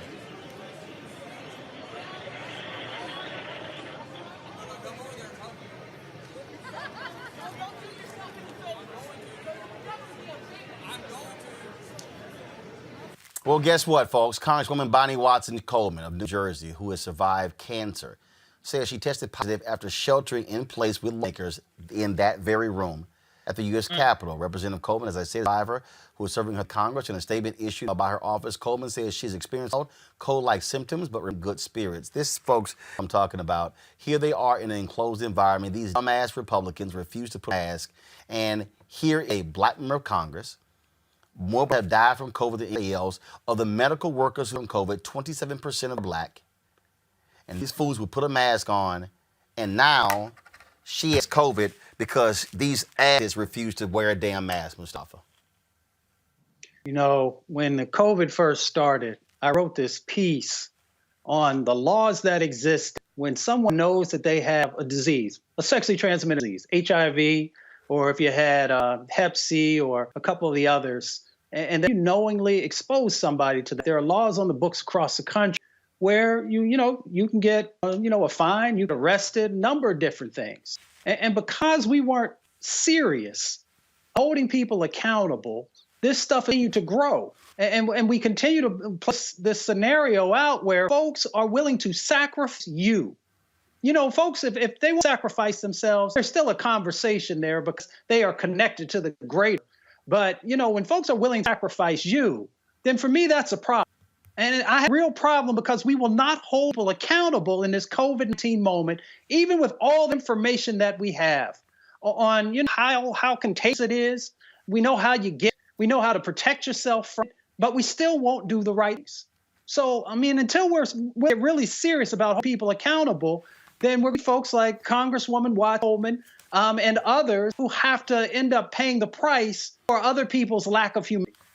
Absolutely. All right, for the break, we come back. We're going to talk with conservative Bob Woodson about his new book, Lesson from the Least of These, The Woodson Principles. Also talk to my homegirl, Nick Fitch, of course, a fitness expert, was a little bit different. Talk about what it was like when she was all about the abs and being slim, but she said she wasn't healthy and didn't feel good. So she's talking about the importance of my body and spirit all being aligned in our Fit, Live, Win segment. Next, right here on Roland Martin Filtered. Back in a moment. The King movement of 1955 is the first time in a very violent civilization, Western civilization, any sizable group of people started to work to change by insisting we can use nonviolence power to create the change. Gandhi said that nonviolent power, the power of life, is the greatest and most creative power of the universe. And that if we human beings turn away from conventional wisdom towards using the gift of life, which is ours at birth, we would be surprised what the future of the human race will look like. Today is the day American patriots start taking down names and kicking ass. The whole world is watching, folks. If you just roll over, if you don't fight, we will not go quietly into the night. Let's have trial by combat.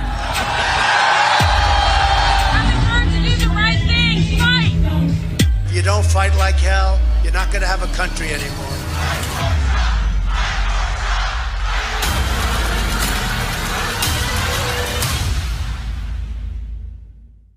You are aware of certain kinds of protesters, but in Michigan, when protesters carry guns and Confederate flags and swastikas and call for the governor of Michigan to be beheaded and shot and lynched, somehow you're not aware of that. Somehow you didn't know about it, so you didn't send federal agents in to do to the president's supporters what you did to the president's protesters. So the point I'm trying to make here, Mr. Barr, that I think is very important for the country to understand is that there is a real discrepancy in how you react as the Attorney General, the top cop in this country, when white men with swastikas storm a government building with guns. There is no need for the president to, quote, activate you because they're getting the president's personal agenda done. But when black people and people of color protest police brutality, systemic racism, and the president's very own lack of response to those critical issues, then you forcibly remove them with armed federal officers, pepper bombs, because they are considered terrorists by the president. You take an aggressive approach to Black Lives Matter protests, but not to right-wing extremists threatening to lynch a governor if it's for the president's benefit. Did I get it right, Mr. Barr?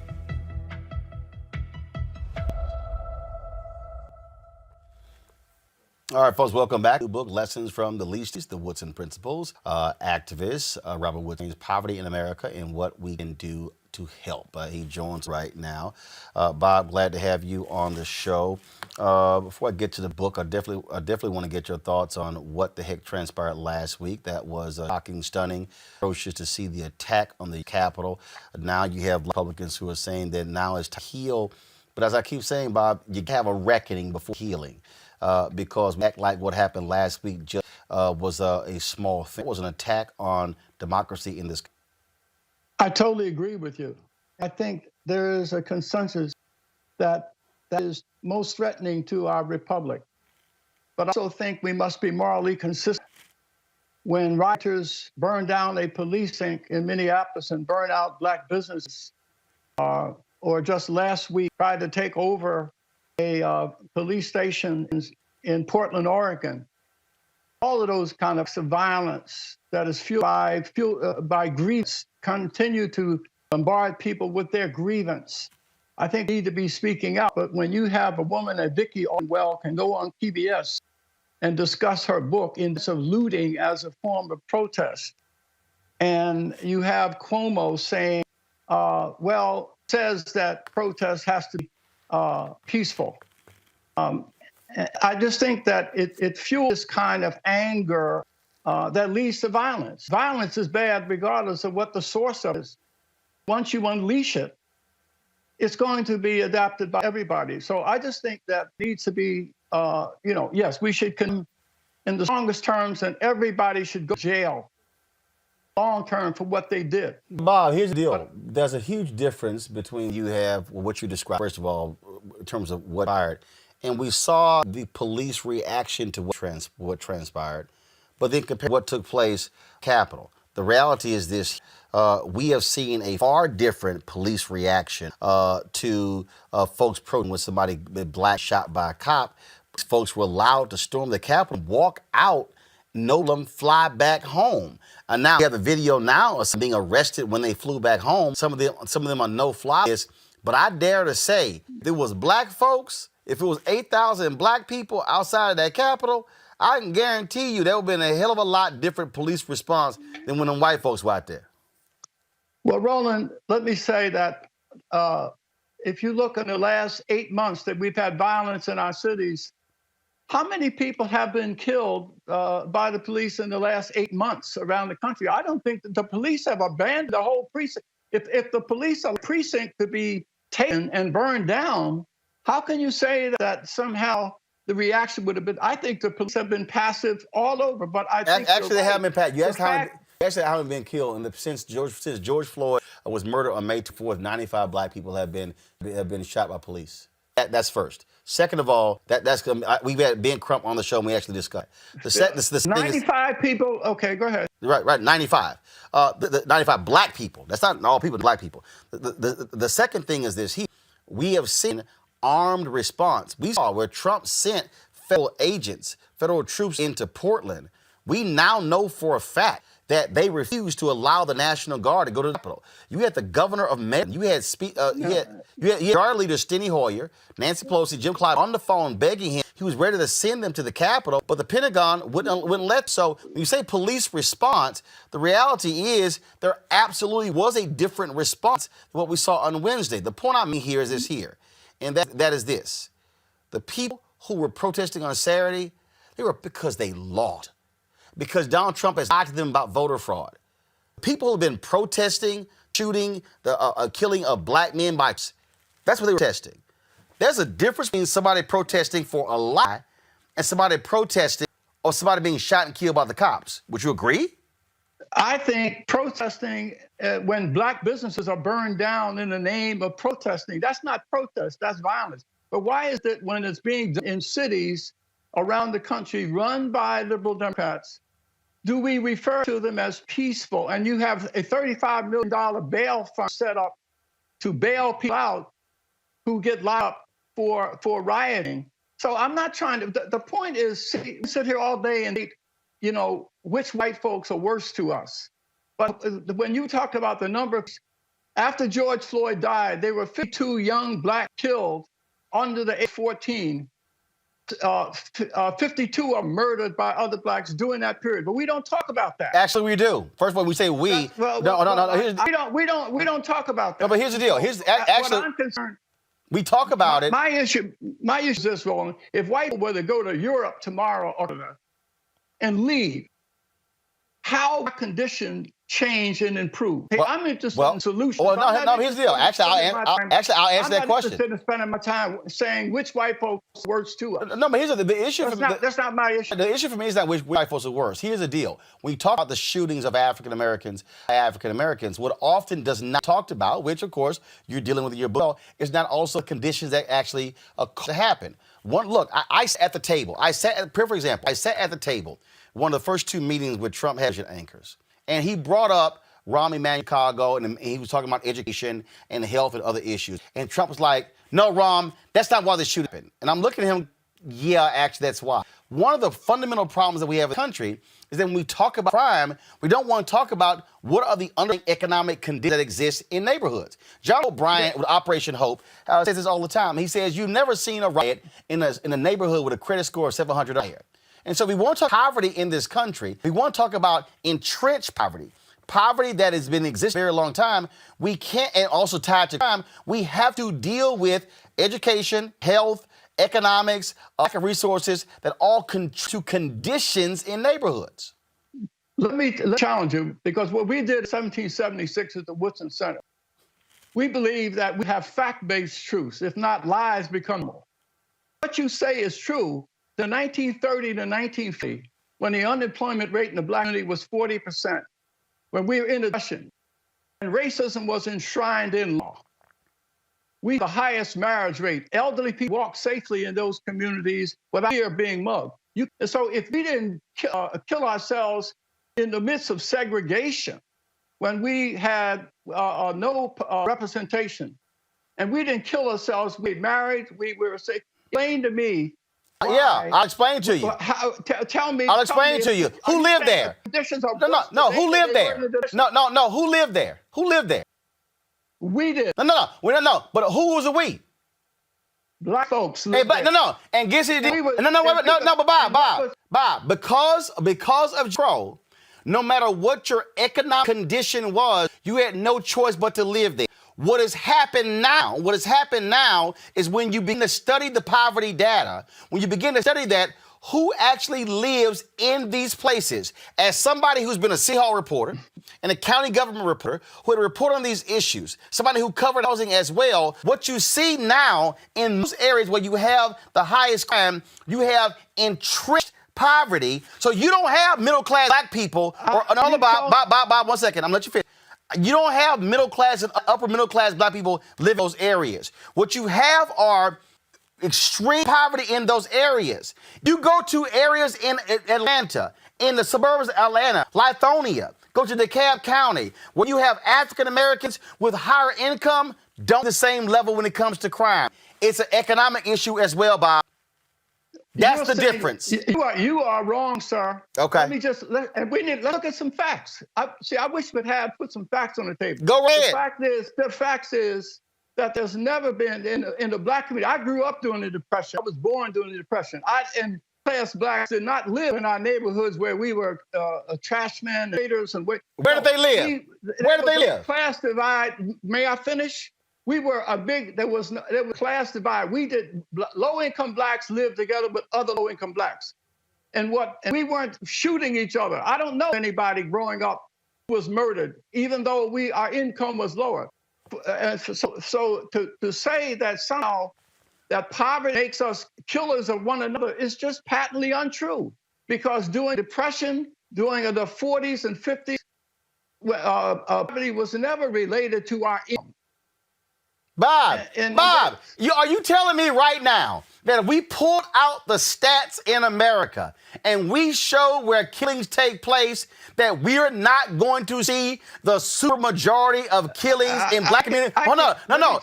Are you telling me that we're not going to identify the supermajority of killings in places where there's entrenched poverty? Are you serious? Let me tell you that I can show you examples. No. I want to see data. I want to see data. Okay, I will send you data, but let me tell you, in my book, I talk about Kenilworth Parkside, an area in northeast Washington that was a public housing where there were 3,000 people, 650 units. Residents decided they were going to drive out drug dealers, they were going to stop buying stolen goods, and they were going to discipline. 600 children to college in 10 years from one public housing development, wiped out the pregnancy, and elderly people could walk safely in the community. And it's the same in Rockland and St. Louis that was profiled 60 Minutes. And so I can show examples of when the black community decided to take charge of life and discipline themselves. We didn't change the economic structure. We changed our attitude and our beliefs. That's what we go to. Otherwise, you're putting the change of conditions in the hands of people that we say hate us. No, and when we're armed with self-determination and a willingness to sacrifice, we built hotels when we were denied access in Bronzeville of Chicago in 1929, when we were faced with redlining. We had 730 black-owned businesses. Blacks had $100 billion in real estate assets, with a pregnancy rate out of wedlock birth is 10%. So this was in 1929. We were able to accomplish these things. We weren't blowing our brains out then. So if we were able to accomplish it, we have this all documented. You want data? Yeah, I'm actually looking at data right now. Bob, first of all, your 1776 project is all because of the 1619, and we ain't talking about that. I'm talking about this here. I'm looking at data right now. Bob, I'm looking at data right now from HUD, HUD.gov. Well, they say right here in terms of where most violent crime actually takes place. They lay right here, data, okay?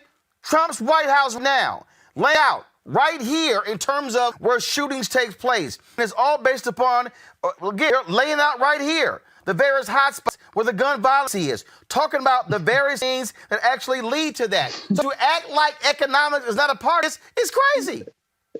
To say economic is solely responsible is crazy. First of all, I didn't say it was totally responsible. First of all, I didn't say it was totally. You know what, Roland? Bob, I didn't say totally. I didn't say totally. Who says totally? I say, you did not. You don't ever mention personal responsibility. You always talk about external conditions. Bob, I cannot deny the reality of external conditions when I'm looking at an area they play a role in that. Roland, let me invite you to do something, if you will.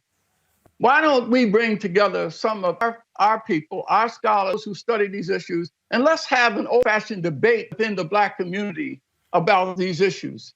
We have offered several times, and those folks don't want to debate. The community, we need a debate inside the way they used to do back in the 60s. We haven't had a debate in the Black community in 50 years.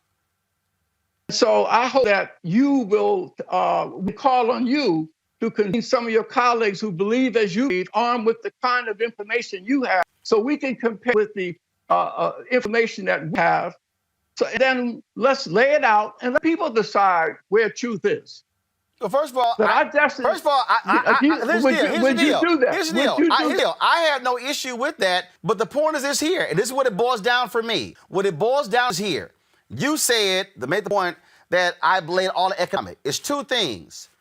Personal responsibility ain't going to solve a problem 100%.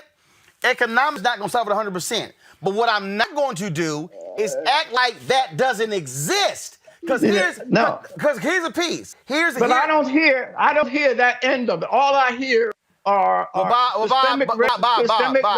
if you say you don't hear it, hold up, Bob, here's the problem. Your office is literally down the hall from mine. If you don't hear it, you don't watch this show. Bob, if you don't hear it, you don't watch this show. Because anybody watches this show, talking about Black-owned businesses. You at the bottom of this right now, on the lower third, support the Black Women's Roundtable. We flip that thing, support New Georgia Vote Project. We flip that thing, support the folks at Black Voters Matter. Every Tuesday, we feature Black-owned businesses on here. Every Wednesday, we feature Black folks who are in tech. So what you're talking about, we do. So maybe more your folk need to watch this Black news show, because we do. What we don't do is only say all personal responsibility and not focus on economics, health, education, all of that. Well, if you make this statement that crime in the Black community is related to, and you almost state as if it's exclusive. I didn't you say, and all I heard you say is where there is economic conditions like that, you'll have crime. No, where I said, no. What I said is, hold on, Bob. What I said is, when you look at crime areas, I can guarantee you look at entrenched poverty, you will have significant health issues, significant education issues in those areas. Those are the three things I said. Those are the three major factors when you examine. They are factors. They are, but I said three major factors. Yeah. But I didn't hear you say anything about personal responsibility. All I heard. Bob, you can get stuck on personal responsibility all day. But the bottom line is this here. If I got a shitty school, I got a shitty school. If I have no jobs in my neighborhood, I can have all the personal responsibility I need, but if I can't be employed, I got a problem. That is a problem. And it's a big one. It's a big one. But I think when all I hear is the emphasis are always on external factors, systemic racism, white folks did this, and I need reparations, and you need all these other so-called solutions that are external. And I'm saying not enough attention is devoted to looking at how, if we were able to achieve build banks, hotels, at a time when we were a red line, when we couldn't borrow money. We started our own railroad in Baltimore. Our young people need to be told stories of some responses. They need to be told how we created wealth. Bob, this is literally what we do. Bob, what you're describing is literally what we do every single day. I'm responding to what you said on this show on this day. Bob, every day. That's what every day. You were talking. So every day. So you're saying that's what I'm responding. Bob, this is simple. When we talk about where we are with poverty in this country, what we're also dealing is with this nation, haves and have-nots. When you look at how the top 1% have greatly increased the wealth in the country over the past 30 years, and the bottom 70% of this country have not. What we are seeing in this country, you got people right now fighting against $15 an hour, a fair wage. You've got people who are sitting here fighting when talking about home ownership. One of the biggest problems that I also see is when we saw come of the home foreclosure crisis, where you had private equity funds that were going out buying lots of 25,000 homes, and you had who were trying to become homeowners now being forced to be renters, paying enormous amounts of money. They want to be able to build something, being homeowners. We do have some structural economic issues in this country that if you are not, frankly, a highly educated African-American or Latino or white, guess what? You're going to be at bottom, and it is even more difficult for folks to get out of that today than it's ever been, because we have forces who want to be all about the stock market and all about increasing their personal wealth and not being able to pay folks fair wage and being able to provide health care as well. It's a fundamental problem in this country, and we got to deal with it, whether you talk about Republicans or Democrats. Well, one of the ways we can deal with it is to explain and show how what we did when we're in segregation. We care with young people. Major City had a hotel up until 1960. If we did that, then why can't we do it today? If we had black walls, the Haytide, when we would access to hotels, we built our own hotel. When 1,000 blacks in 1860 was fired from the dock, Baltimore, Maryland, we didn't march on Washington. We went to our own burial societies in the church and financed a railroad that successfully operated for 18 years from Baltimore to Maine. We set up our own railroad, our own banks, the St. Teresa Hotel in New York, the St. Charles, Chicago, the Walla Hodge, Atlanta, the Carver and the Cow Hotel in Miami. I can go on and on and on. If we were able to establish banks, hotels, 5 black people in Tulsa, in the section, have their own private planes in 1922. So we were able to accomplish and create wealth and prosper then. The question is, why can't we do it now? And the other question that we need to discuss is one of the goals of the civil rights movement to put blacks in political position in running of our cities so that our people prosper. And the question is, after 50 years of our people running our major institutions, why are our people failing institutions run by their own people? Because they actually haven't been running them. Because what also took place? No. Because they actually been running them. You know somebody. Hold up, Bob. Now, Bob, as somebody who covered city council, as somebody who covered county government, I sat there in Dallas, Texas, and it was a black CFO, Matthew Harden, who got called by a white executive in Dallas to a meeting. And when he went to the meeting, he had the entire Dallas Independent School District budget on his wall. And Matthew walks in and he was sitting there going, like, what the hell is this guy sitting looking at my budget?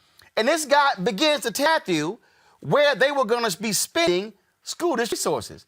And Matthew's going, wait a minute, I'm the CF for the school district. Then when he hit Matthew to begin to say, who runs the school district? Who are the forces in cities who do so? And so here's the whole thing. Look, I can talk to a whole bunch of black mayors, and they'll tell you so where power bases are in cities. And the reality is, you know big money, how big money operates, Bob. Let's not act like big money don't control politics in city, counties, and in this country. Surely you... Roland, really, you going to deny that? Yes, Roland, are you telling me then that for 50 years... we promised to people, if you elect black to these offices, we will run our school system, the courts, we run the school systems and all of it. And you're telling me that white people are so powerful that even though we are in charge of those institutions, that they are able to pull strings that enables us to Bob, who controls the money in the city? Are you telling me? I'm asking. I'm just I'm asking you. Bob, who controls the money? Bob, who controls the money? Bob, who controls the money? Black people used to control it when we were running our own Bob, who controls the money in cities? Who controls the money? Who controls the money? Hold up, major corporations? When the money, Chamber of Commerce? The black folks running schools control those budgets. If you're telling me that white people are so powerful, I literally just gave you an example of I literally just gave you an example of a black CFO of a school district, Dallas City School District, who then began to realize the role that the white business community had in running the school. So in other words, I literally gave you the example. When a billions of dollars comes to a school and the superintendent is black, that superintendent has no control over money. It depends upon the system. First of all, wait. Hold on. No. The superintendent, the school board actually has that level of power. In Chicago, I'm not done. In Chicago and some other cities, the mayor controls the school board. So first of all, the superintendent does not have complete authority over a school budget. Actually, the school board is the one that makes the allocation. I'll be happy to call you. I'll be happy to call some black superintendents to help you out. Well, these black elected officials need to be truth in advertising and say to black constituents, even though you elect me to office, I'm not going to have control over the social systems, the healthcare systems, the prisons, even though I have this money that the government has allocated it no control, then that's no. First of all, Bob, I didn't say no control. No. What I'm saying, Bob, is what I understand somebody, again, who has covered the innards of these governments. I understand the role that big money plays in controlling American politics. That's what I understand. One final question I wanted to ask you. You want facts. That we had 5 major high schools at the turn of the century, one bar in Baltimore, and other major cities. Those public schools had 52 classrooms. They had half the budget of white schools and used textbooks. And every one of those 5 schools tested every white school in those cities. Now, to me, how do we do that? If tell me you were there. How do we do that? You tell me you were there. We had self-determination. We believed in ourselves. We worked hard. We didn't look white people to do anything. And so if we were able to achieve those kind of successes that time under those conditions, how can you say today that conditions worse than they were at the turn of the century? This is Bob. This is very simple. What I understand today, I understand forces in communities. I understand how resources are being allocated. And let me be also real, Bob, be real clear that you need to understand, because I don't think you clearly right now have any clue what this is about. First, can I add? Bob, not listening. Let me say it again. What you're not hearing is this is a black-owned show, created because we need to have our own platforms bring our narratives. This is a show that features black businesses. This is a show that has a weekly education segment. I created a school choice organization. This is a show that talks about self-determination.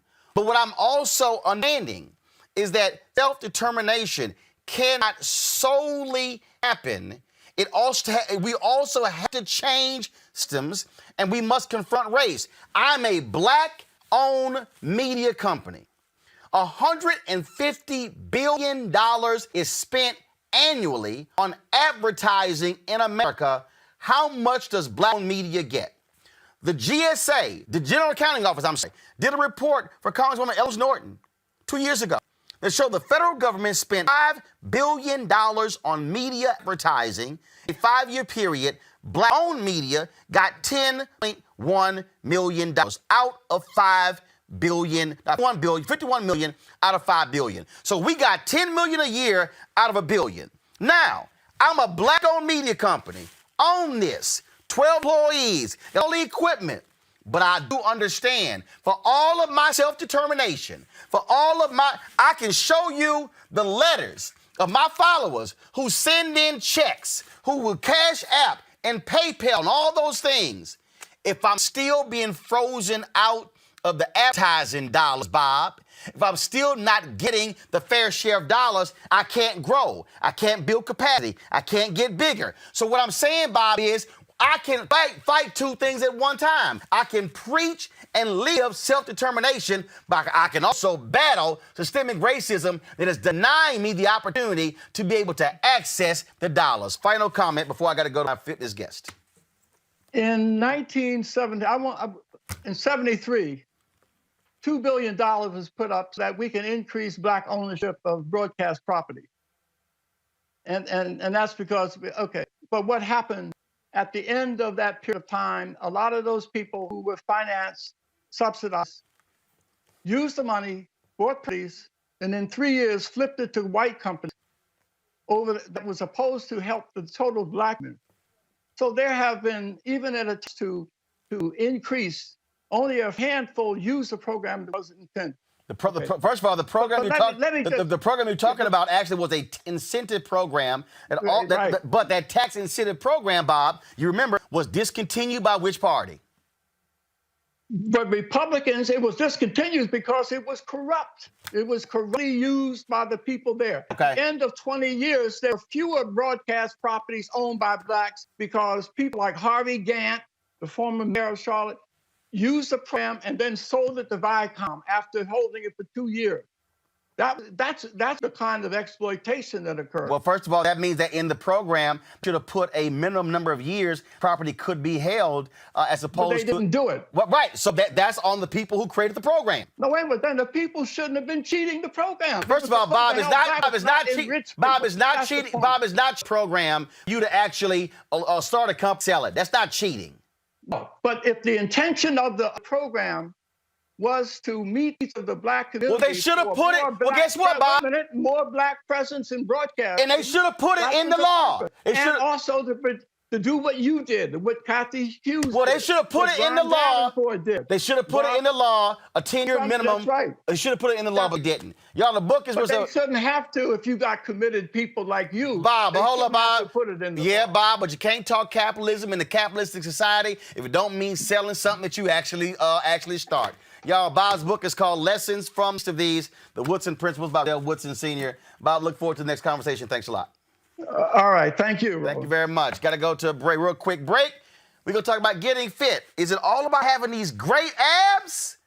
Being muscled? My next guest said, that mind, body, and spirit got to all be together for you to live healthy. Nick is next on Roland Martin Unfiltered. I'm in the world of fiction. That's what I do. I'm an actress. I spent 35 years in this business. I've been in the business since I was 14. I was discovered in a basement theater in Philadelphia, a basement called Freedom Theater. And that's what I do. I play for a living. And I look and see that we're in a world that, it's bizarre where you can't tell the fake from the real. These people are not faking it. That's what they're going to, they're willing to put their whole lives, their families' lives, everything they've accomplished around looking pathetic and weak around a table because this man showed up and told them that, that he was the one and everybody should follow him. He didn't even have a good argument. He's not Martin Luther King. He has no words, he has nothing. He's just rich and white and male. And so people want to see that power on display and then tell us that we're not, that we're crazy. They can't do it anymore. That's the good news. We fight like hell. And if you don't fight like hell, you're not going to have a country anymore. We're going to walk down Pennsylvania Avenue. They broke the glass in the United States Capitol, and now they are climbing through the window. Let's have trial by combat.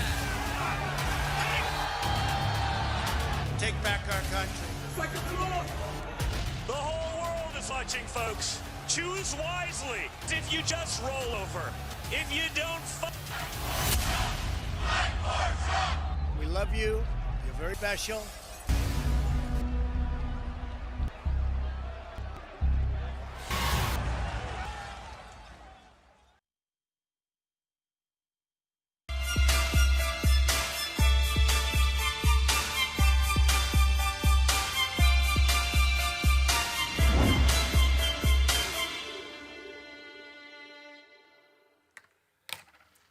All right, folks, if you look on Instagram, boy, you got everybody who's looking all fit and buff and gorgeous, and it's all about big booties and abs, and folks are just, I mean, it's all that good stuff. But is that really healthy?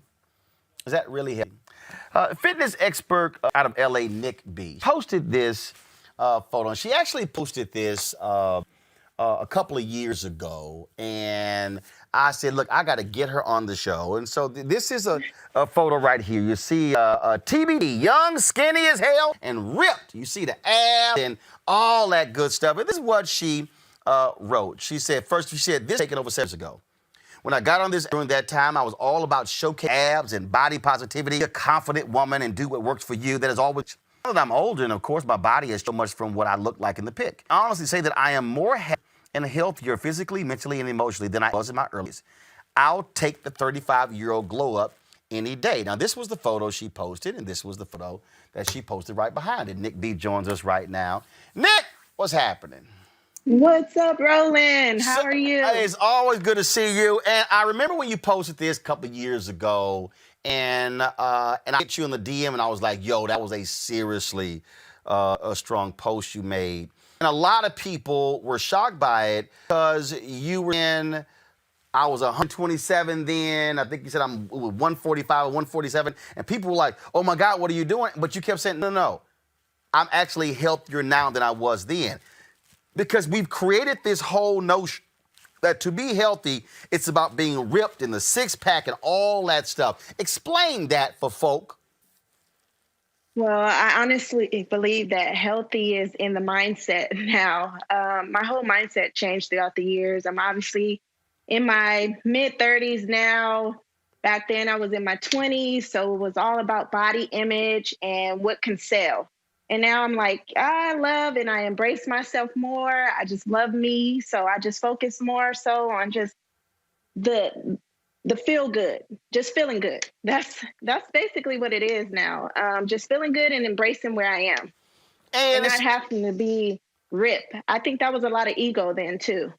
And I remember a lot of times you posting the photos and all the shirt was always up and always showing the abs and everything. And there are a lot of other people who do that. They post those images all the time, and then what happens is 98% of the people I will never ever look like that.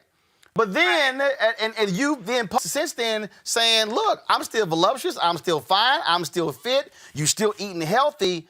But it was not all about I gotta have that look. And what was it? Was it someone saying something like what? When did the switch flip where you said this ain't it? Well, it was me tapping more into my just inner self. It was about self-love. It was like, okay, that was cool back then, but now I'm a woman and I have these beautiful curves and I have these beautiful breasts, forgive me, but it's my body and I'm loving and embracing every bit of me. Wow, all of those old school pictures. Yes. Yeah, it's just not me anymore. I'm on a different phase of my life, but I'm still trying to show women and men that you can still love yourself, still be beautiful and fit and active, but you don't have to be ripped. Like, my body goes through these phases. I was once 115 pounds. Now today I'm 151. Yeah, I got on the scale this morning. And I love myself more at 151 than I did at 115. I can honestly say that. And look, here's the deal. I guarantee you there's somebody who's watching who's saying, hey, I wish I was 151. But the reality is 115 to 151 is a long way. And again, if you compare again to what we are inundated with, I mean, the reality is people were inundated with all these perfect amazing bodies on Instagram. I mean, everybody's now an IG model. And I remember I had a conversation with a guy. It was a movie premiere or something. It was a movie junket. And this guy told me that he got off of Instagram because he couldn't handle these amazing vacations other people were taking. And this guy said he had some nice vacations. He said, but literally, he had to get off because he felt his life was nothing when he saw these amazing vacations. And I was like, bro, are you serious? You letting that here and to your mind like that? And the reality is what you're describing, there are a lot of people that it is affecting them mentally when all they see is that's the perfect body. That's the and that I've got to starve myself and I've got to eat tofu and I got to do all this sort of stuff. And then they say I can't do that. So then they give up and then now they're depressed and all upset. Right. Yeah.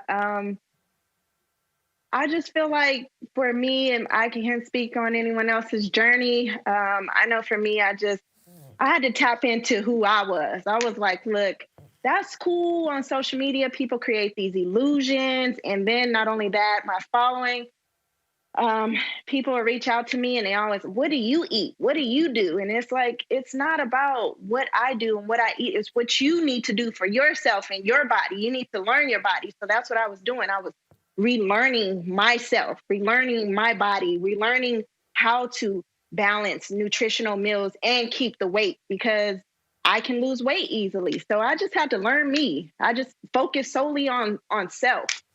That's what it's about. Social media it's a scary world. If you get caught up in that, whew, you gotta pray for certain people. Have you had some other fitness people who have said to you, Nick, you really shouldn't be doing this. You really shouldn't be saying those things. That's just really not what you're promoting. You should, it really should be about, having that just really, 1-2% body fat, and that's just not. Oh no, I don't know any people in the fitness industry that would ever tell me that, or let alone say that. I think you should walk and live in your truth. And I think a lot of society is gravitating to positive body images. When I go into the Nike store, I see plus size models on the display now. And I think it's amazing. Not everyone is a small, skinny figured female or male, you just gotta just embrace yourself, love yourself. I don't know what else to say about that. Absolutely. I'll go to my panelists here. Avis, what's your question for Nick? Avis is gone. Teresa. Hey, so I'm truly inspired by the work that you do. So what advice that you would give women like myself who are in business and they have to pretty much do the work life and the self life and the fitness life? So what does that balance look like for you in terms of what you can recommend in order to help us through? Oh, thank you so much for loving me. But what I can say is that you got to want it. You make time for anything else that you want. If you want to work out and have a healthy lifestyle, you have to make time for that. I think a lot of us make excuses. Oh, I'm a mom. I'm too busy. I can't do this. Or I have this busy schedule. You don't need to work out for an hour. You can work out for 20 minutes. As long as you're getting it in every day, that's all that matters. I hope that helps you. Mustafa, Teresa, go ahead. I'm sorry. Go ahead. No, that's good advice. I know personally, I'm always doing probably 10 minutes to 45 minutes. It just depends on when I can get it. So I think that's great advice. Mustafa. Yeah, get in as much as you can. That's my advice, and make time for yourself. Mustafa. Yeah, Nick, this is Mustafa. I mean, thank you so much for sharing your truth. I think it's so incredibly important. We often talk about mind, body, and spirit. Could you talk a bit about where someone who's just beginning their journey start in that process? Ooh, take it in moderation. Don't try to take this big leap of just like jumping in a pool of water. Take it one step at a time. When I first started working out, I did as much as I can. I still do light, simple workouts. I don't know why people think that you have to be this beast mode trainer. It's the simplest workouts that are the most effective. So I just feel like you should find something that works for you. It is definitely in the mindset. It's a mind thing. You have to mentally prepare yourself for anything, just as you would have to prepare yourself for working out. And that's how I start my day. Some days I want to do it, some days I don't, but it's all in the mindset. I'm playing a video right now, Nick, and it's called Simple Resistance Band Workout. To the point that you just made there, and I often see you talk about this where you say, folks, it doesn't require you to go out and spend a bunch of money on exercise equipment to go get in a fitness, membership, whatever. Your deal is use something basic as a band to do your full body workout. Right. My motto is do what works for you. I go to Marshall's, Ross, and I buy those bands. They come in a pack of 3 or 5. I place them around my ankles and above my knees, and I just get it in. It's hard if you're not ready for it, but it's simple if it's like, okay, this is something I want to do. I can get into this. I can create my own little regimen, and it works. It's simple yet effective workout. And I love when I teach my classes, a lot of my clients are like, woo, that killed me. Like being in an hour boot camp. And it's just functional training, body, learning the movements, learning muscles work. I think we have to take the time to just educate ourselves on exercising. That is something, but one of the other things is, and we got to get to this, obviously, is nutrition, because every fitness expert, and also for the people on YouTube, let me just go, a lot of times I like to ignore some of these people, but you always got some stuck on stupid folk. And let me be clear, y'all, this is the first time I communicated with Nick, so don't be trying to sit here and say, on the show to get a number. I already have a number, so when y'all calm the hell down. 2, for all y'all women who are tripping, I've had numerous male fitness experts on here, so I need some of y'all sisters to stop hating on Nick's body. Oh, you got this woman you showing the videos. I've actually had more male fitness experts on here than women. So why don't y'all go look up Rodney Lennon, the brother who lost 130 pounds. We had him on the show. Go look at Jim Jones. Go look at Cutie. So some of y'all need to get a grip with all of y'all drunk. Let's talk about nutrition. You don't even gotta feed into that, bro. No. No. I don't feed into it. I squash it. So some folk got to be checked and see. And what I do, I check someone by name, Jasmine on YouTube. See, I call them out. See when you run your mouth on YouTube, yeah, Aurora might call your ass out at the drop of a hat. See, they think I don't follow the chat. They don't realize I can host and follow the chat at the same time. Let's talk about food, because the reality is every expert I've had on, they've said 80% of losing weight is your nutrition, 20% is exercise. And so you've talked about that. Some people are believers in protein shakes, others are not. Just for you, just some basic food tips, people. Is it a question of smaller portions? And the question, I hear people say eat 5-7 times. I'm still trying to figure that one out. But just your thoughts again on food. Oh, so I can't really say too much on this topic. I am not a nutritionist. Okay, fine. What do you do? What do you do? For me, I have to eat. I require myself to eat at least 5 small meals a day just to maintain my weight. But if you're a person that's trying to lose weight, I would suggest you eat the regular meals, which are breakfast, lunch, and dinner. And if you would like a protein shake, no matter what stage you are, I never suggest anyone not eat at all. I know some trainers are like, drink a protein shake and have 1 meal a day. That doesn't work for me. Yeah, that's not even healthy. And it's not realistic. Food is like gas to a car. You got to keep going. You got to keep moving. Yeah, it is. So that's basically what I do. I eat 5 small portion meals a day, and I may drink a protein shake. I don't drink protein shakes as much as I used to. If I'm on the go, yes, I will grab a protein shake. But other than that, that's typically how I eat. My meals are, a lot of people think I'm vegan too. I'm not a vegan. I like to eat steaks. I don't have a problem digesting steaks. And I also think that people need to start eating according to their blood type. Everybody can't be a vegan. Everybody is not supposed to be a vegan. Okay. And yeah. And also drink plenty of water. I have a 30-day water challenge. Yeah, you all about that gallon challenge. Yes. Yeah. So I think that's important. You think your body's hungry, but you're really thirsty. You're dehydrated. So I got a question drink here. your water. Last question is from Karina on YouTube. She says, I haven't worked out in 2 months and I don't have the energy used to.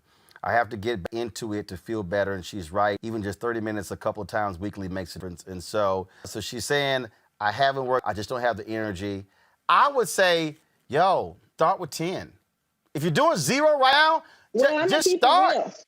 Start. I'm gonna keep it real. It sounds like she's making excuses for herself. Uh-oh. Now, if she was my client, that's what I would say. And no hard feelings towards her, but you know what you're supposed to be doing. And you know that you've had a routine before. Just tap back into it. That's my advice. Stop playing games with yourself. You're right.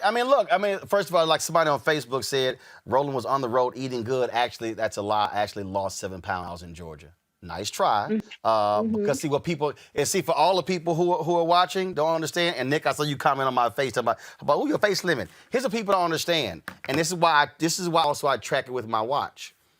With COVID, we actually have become more sedentary. And by being on the road in Georgia these last 5 weeks, I saw how much body movement I had. I saw where I was getting in 13, 18, 20,000 steps a day. And I was able, because we were going here, going there, covering this. And so one of the reasons why I was able to lose that weight while I was in Georgia, one, I ate right, but also it was body movement. And one of the things that it taught me literally was that, hey, the importance of body movement. Perfect example. We're back today, and so we had some movement, but I'm at 7,307. So I'm under. So, and again, it's under. So movement, how important movement is, your body has to move. Exactly. No matter if you're doing exercise or not, as long as you're moving around and getting that blood flowing through your heart, you good. And then get mentally fit. So we talk about fitness and exercising and all of these things, but you also have to get mentally fit and get grounded and prepare yourself. You got to have these self-talks with yourself. You got to speak these affirmations. It's a lot of work. You got to say, look, I'm going to get up, I'm going to do this, and believe it, and get up and make it happen. Oh, you're right. Look, I got a gym in my house. At many days, I'm like, oh, hell, it's like, man, get your ass up. It's in your house. Ain't like you got to go out the crib. It's downstairs. So I got like a rowing machine, treadmill, elliptical, a damn bike, and a weight machine plus bands. Yeah, ain't no excuse. So, yeah, sometimes you got to cuss yourself out. Yeah, get your ass up and work out. Come on now. Let's get to it. We got goals we want to set. You gotta have those talks with yourself. Absolutely. If you don't get to yourself, who else is? Absolutely. You got to hold yourself accountable.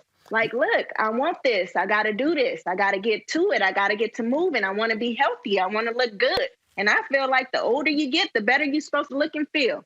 That's just how it is. There you go. Now, I've had some people say they've been in your boot camp.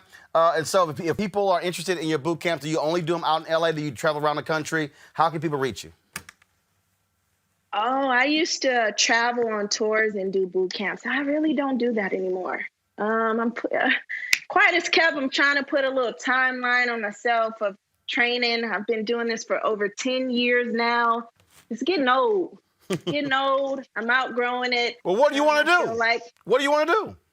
I feel like my purpose is bigger than fitness. I just want to start. Like what? Okay, let me tell you. Hold on, wait a minute. Hold on. I'm going to do you like you do your class. What you want to do? Come on. What you want to do? I need to step out and walk by faith and stop talking about it and be about it. That's what I want to do. So what is that? So I want to have these conversational pieces on my platform and talk about real life, personal things. I don't want to do a podcast. I want it to be very personable. I want to have regular people on my show, and I just want to be transparent and real with everybody about who I am. So nobody really knows my story. So you want a show? You want a video? You want a video show? Yeah. See, that's why I asked you. Help me out. Well, first of all, I'm asking you the question. See, this is right here. See, I want to be about it. I'm like, I'm trying to get you to talk. Now, understand, because this is what I do. This is right. So this is what I do. You that fitness thing is what you do. This is what I do. So that's easy to help you do that. But a brother just needs to know that's what you wanted to do. Yeah, I've been wanting to do it. I feel like I kind of like toned down. I think people need to see my personality again, and just see me being fun and bubbly and just living in my truth and walking in my path and not giving a damn. I'm ready to get back to that. Oh, you trying to have Nick be unfiltered. All right. I do. All right, then. Well, look, we'll chat about that. I appreciate it. Y'all follow her on Instagram. You see it right there. NickBFit.com is a website as well. Nick, I appreciate it. Glad to have you on Roland Martin Unfiltered. Thank you so much for having me, Roland. I appreciate it. God bless you. Thanks a bunch. And y'all drink that water for her gallon challenge. All right. Teresa, Mustafa, and Avis, I certainly appreciate it so very much for y'all being on the show. Hope y'all got something out of that. Keep watching these incidents out here. We're going to keep following them as best as we can and holding them accountable. Folks, if y'all want to support what we do, Roland Martin Unfiltered, $4 make all of this possible. While I was gone, a whole bunch of y'all sending money orders and checks. I got to process. But I saw them and I so appreciate it. This is how you can support us at Roland Martin Unfiltered right here. You can go to Cash App, $RM Unfiltered, paypal.me/rmartin.com. It's /RM Zelle. Support us at Zelle, Roland at Martin John. That's it for us, folks. We will see you tomorrow. We'll be covering more of the issues that we care about. So stay tuned. We do always making it happen. And also, let me holler at Eunice. Eunice works with. I met Eunice. She's with Coca-Cola, but Eunice has her own. Eunice and Mia. She has her own line of these shirts. Love Yourself. And so she sent this to me a few months ago. But I told Eunice, I was like, look, the election is going on, Eunice, and so I'm not gonna be able to wear. I gotta wear all of the voting stuff. And so I said I'll wear it afterwards. You see, here's a photo of her on in her show. You don't see it. Sorry, I unhooked it. So I told her, I said I'm gonna wear it on the show. All right, so I'm gonna help you out. I'm like, so stop bugging me, Eunice. I wore it on the show.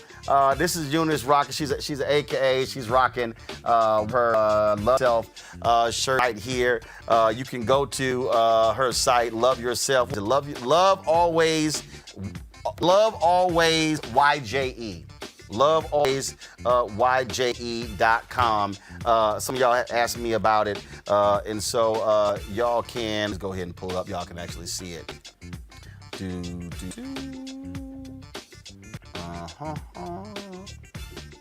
And like I say, she can stop me. When you gonna wear my on your show? When you gonna wear my hoodie on your show? I tell us, the girl, calm down. I'm on a hoodie. Don't worry about it. So again, lovealwaysyje.com. And so I think I mistyped it right here. Let me go ahead and do it. See, I didn't have it. It's up. Yeah, I'm actually typing. Here we go. I think this is it. There we go.